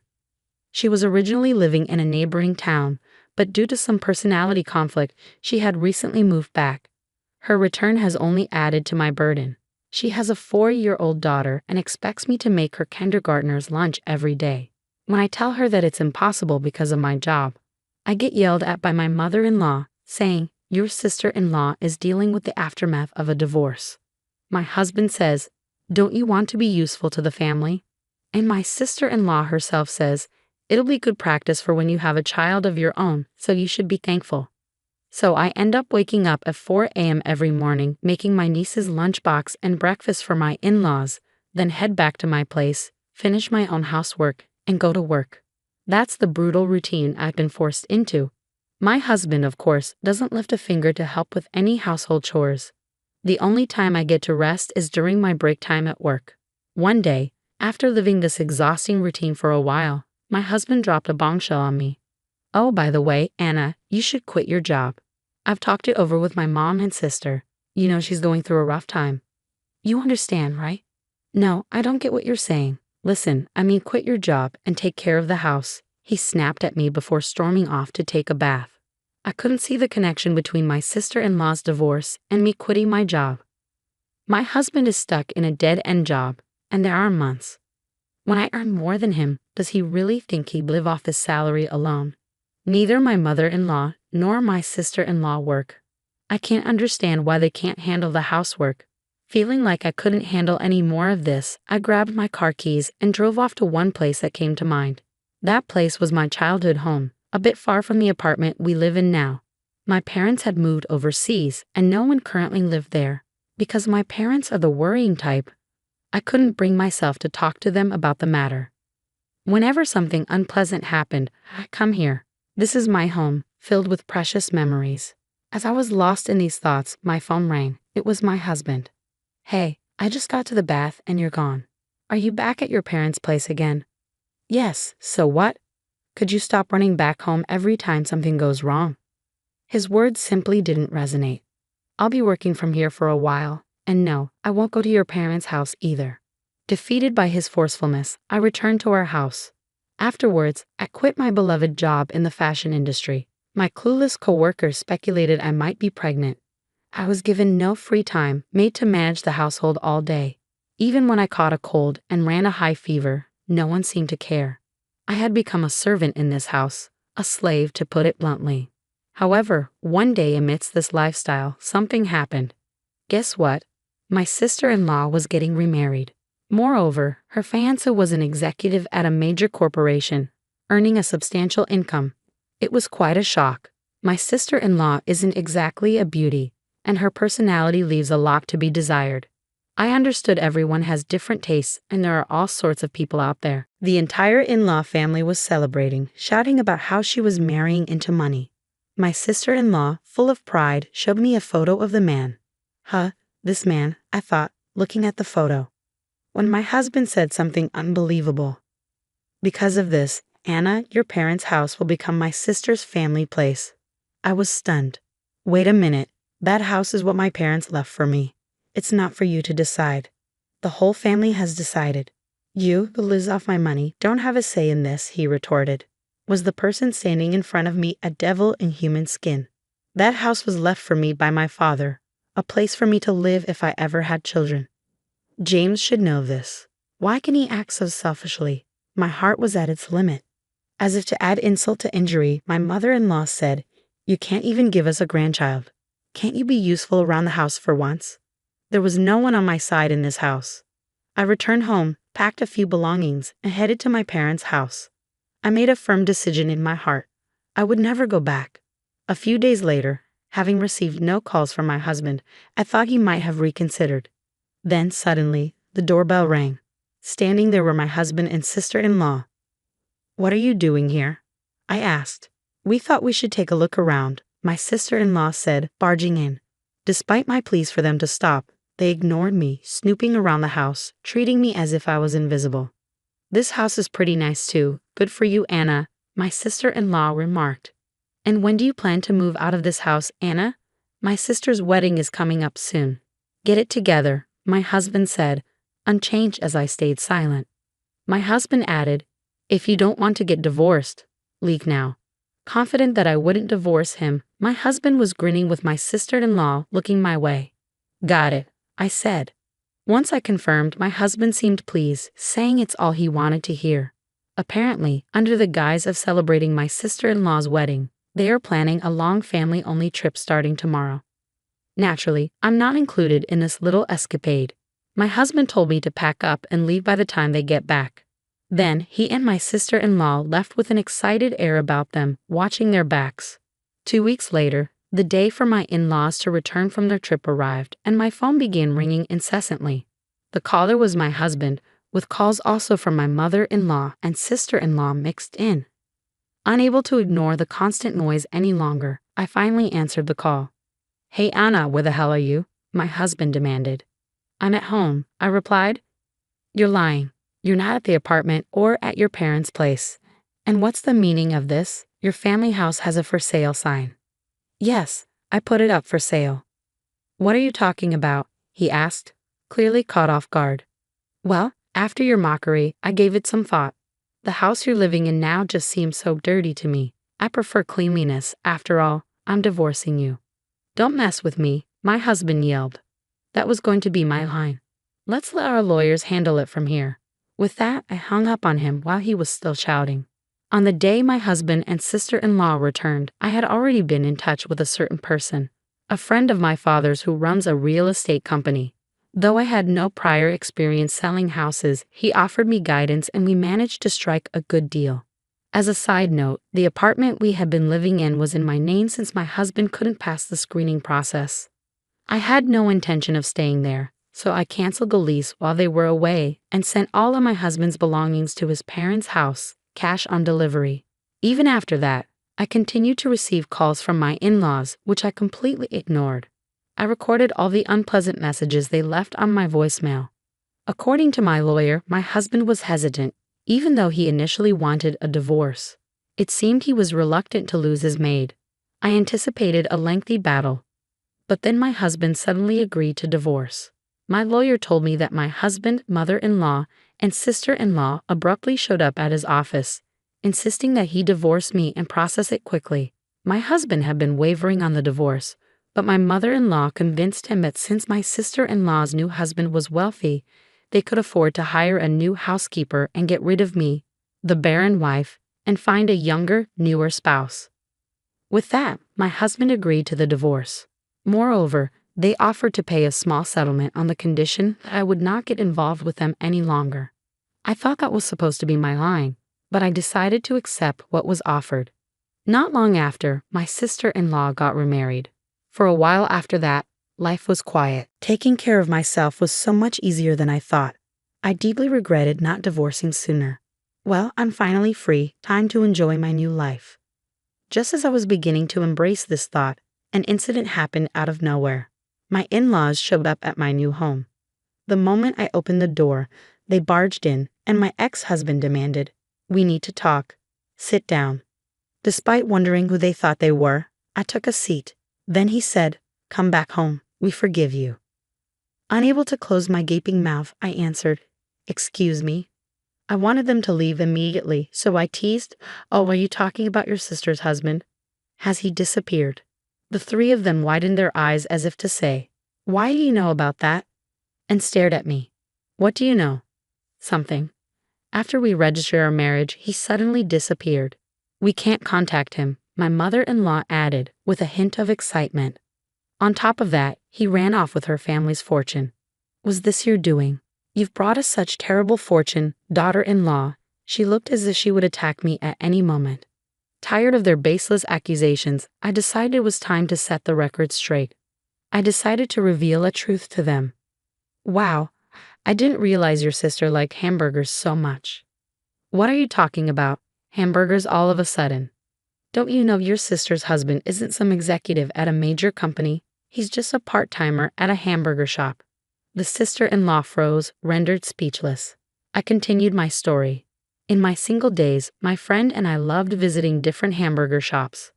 There was one favorite shop where a certain employee always made mistakes and got yelled at by the manager. That man happened to be your sister-in-law's husband. Once I started dating my husband, he told me no more hamburgers, so I gave up my hobby. When your sister-in-law proudly showed me her husband's photo, I recognized him but decided it wasn't my place to interfere and stayed silent. When I showed her the shop's homepage as proof, she stared intently at her husband's picture in the background. By the way, I visited the shop recently with a friend, but her husband was no longer there. He probably left town. That's marriage fraud. It seems that's what they call it. I'm sorry for your loss, I said. The mother-in-law, who had been silent, interjected, You knew, and you didn't tell us? We took care of you for years, even though you couldn't have children. You owe us. At her nonsensical rant, I decided to reveal another truth I had been keeping. First of all, I'm not the reason we couldn't have kids. Maybe my ex-husband can explain that to you. The mother-in-law looked at her son in shock, and he guiltily lowered his gaze. When we couldn't conceive after our marriage, we decided to get tested at your insistence. The doctor confirmed there was nothing wrong with me, but my husband had a very low sperm count. The reason we couldn't have children was because of him. When the mother-in-law asked about the test results, my husband instantly lied, claiming I was the problem. I was angry, but they just said nonsensical things like you have to support your husband. Refusing to face the truth, my ex-husband joined forces with my mother-in-law, pinning all the blame on me. In the end, he admitted, Look, I admit I was wrong. Once the house sells, we'll get a good chunk of money. Let's all live happily as a family again. Well, we've been through a lot, but let's get along from now on, my mother-in-law chimed in. At the end of the day, I realized they probably came here today with the intention of getting their hands on my money. What a disgusting lot. No chance I'm getting back together with you, and I don't consider any of you family, I declared. Upon hearing this, my ex-husband retorted, Getting a little big for your boots now, aren't you? I know even if you sold the house, you hardly have any savings. How do you plan to survive? It seemed he had sneaked a peek at my bank account during my single days, and now he had this smug look on his face, as if to say, Now that you know, do as you're told. To poke fun at my situation, the three of them were smirking at me, so I decided to enlighten them with a little truth. Sure, my savings aren't that much, as I've told you, but instead, I've invested in stocks, enough to live without working for the next few years at least. Their faces looked like they wanted to say, No way, as they stared at me. Actually, since I was a child, my father was interested in stocks and investments. He had a knack for foreseeing things, and I inherited those skills and built up a decent amount of wealth. The money that supported my parents' move abroad was all from those successful investments, of course. I had kept this secret from my money-grubbing ex-family. Seeing their disappointed faces, I asked, You can leave now. Oh, what was it again? It's in our divorce conditions. If we approach each other without reason in the future, either party will have to pay a penalty. Are you going to pay, or should I call the police for trespassing? The word police scared them off, and they left in a hurry. I immediately consulted my lawyer about the day's events and was told to contact him if the ex-family tried to get close again. As expected, once they knew I had assets, my ex-husband sent me a ton of messages begging to reconcile. Nostalgic photos of places we'd been on dates, creepy messages like I'm here right now thinking about those days arrived almost daily. I thought about blocking him but kept everything as evidence just in case. And yes, I wondered how he managed to text me all day while supposedly working, but I didn't really care. But when he started trying to contact my friends, I decided enough was enough and sent him a message. I'll go to the police if this continues. I sent him a photo of our divorce agreement and the nearest police station along with the message. After that, the messages stopped and I never heard from my ex-husband again. I thanked my lawyer and he dropped a bombshell. Apparently, my ex-husband planned to live off his sister's new husband and had quit his job when she remarried. He was a fool for leaving a decent job at a decent company. You asked for the documents. They should be arriving soon, I told my lawyer. I had placed another request with a lawyer separately from this matter. Soon after we were married, I felt something was off. My precious personal belongings were slowly disappearing. First, it was a necklace that I bought myself when I was single, then a fountain pen my parents had given me as a job-starting present, bags, rings, and above all, the fountain pen were something I cherished greatly. When I talked to my husband about it, he yelled, "Don't worry about losing things." Suspicious, I installed a surveillance camera without telling my husband. What it captured was my husband and mother-in-law rummaging through my closet grinning. Once my sister-in-law moved back in, the footage showed 3 people instead of 2. Taking advantage of my silence, their actions escalated. They were selling my personal belongings surreptitiously for money, fueling their actions. They probably saw the balance in my bank book at that time. It continued until the divorce, so I collected plenty of physical evidence, just as they thought I wouldn't claim anything. I filed for damages and compensation for emotional distress due to their actions. They must be panicking right now, but it's their own doing. As for what happened to the 3 of them, my sister-in-law's ex-husband found out about this incident, and it seems he took custody of their daughter. Seeing how my sister-in-law didn't seem to care for her daughter, I felt relieved. Just a while ago, I saw the daughter-in-law with her ex-husband, happily holding hands and shopping. She had a happy smile on her face, something I never saw when she was at my in-laws. The 3 of them, who wanted to live comfortably, apparently applied for welfare, but they were naturally refused as they were healthy and nothing else. As for my husband, his pride kept him from finding another job. Eventually, he went to his old workplace and begged on his knees, but they had been hoping for him to quit and ended up calling the police, which he hated. He had to work, but it seems he could only find day labor jobs. My mother-in-law and sister-in-law had to pay me compensation, so they both started part-time jobs at a nearby supermarket. But the 2 of them, who had hardly worked before, are struggling with the unfamiliar work. Maybe it's a coincidence, but since they started, the supermarket sales have dropped significantly. They got quite a strong nickname, the plague-bringing mother and daughter. By the way, the marriage camera is still at large. I thought they owned the house they were living in, but it was actually a rental. Unable to pay the rent, the 3 of them moved to a rundown apartment that was infamous in the neighborhood. Their living is hand-to-mouth, and it seems they're always fighting. The other day, the police were called because their fighting was too loud. As for me, thanks to their help, I sold the house and used the money as capital to start a new apparel company with a colleague from my old job. Recently, we've been gaining more customers and even featured in magazines and TV. Being able to return to the job I love is the happiest thing for me. Oh, and there's one more thing. I've met a man through work, and we're getting married. His parents and siblings are very kind, and they've been treating me very well. What's more, we're expecting a baby, and I'll be the mother I've always dreamed of being. Next year, I'm the happiest I've ever been in my life right now.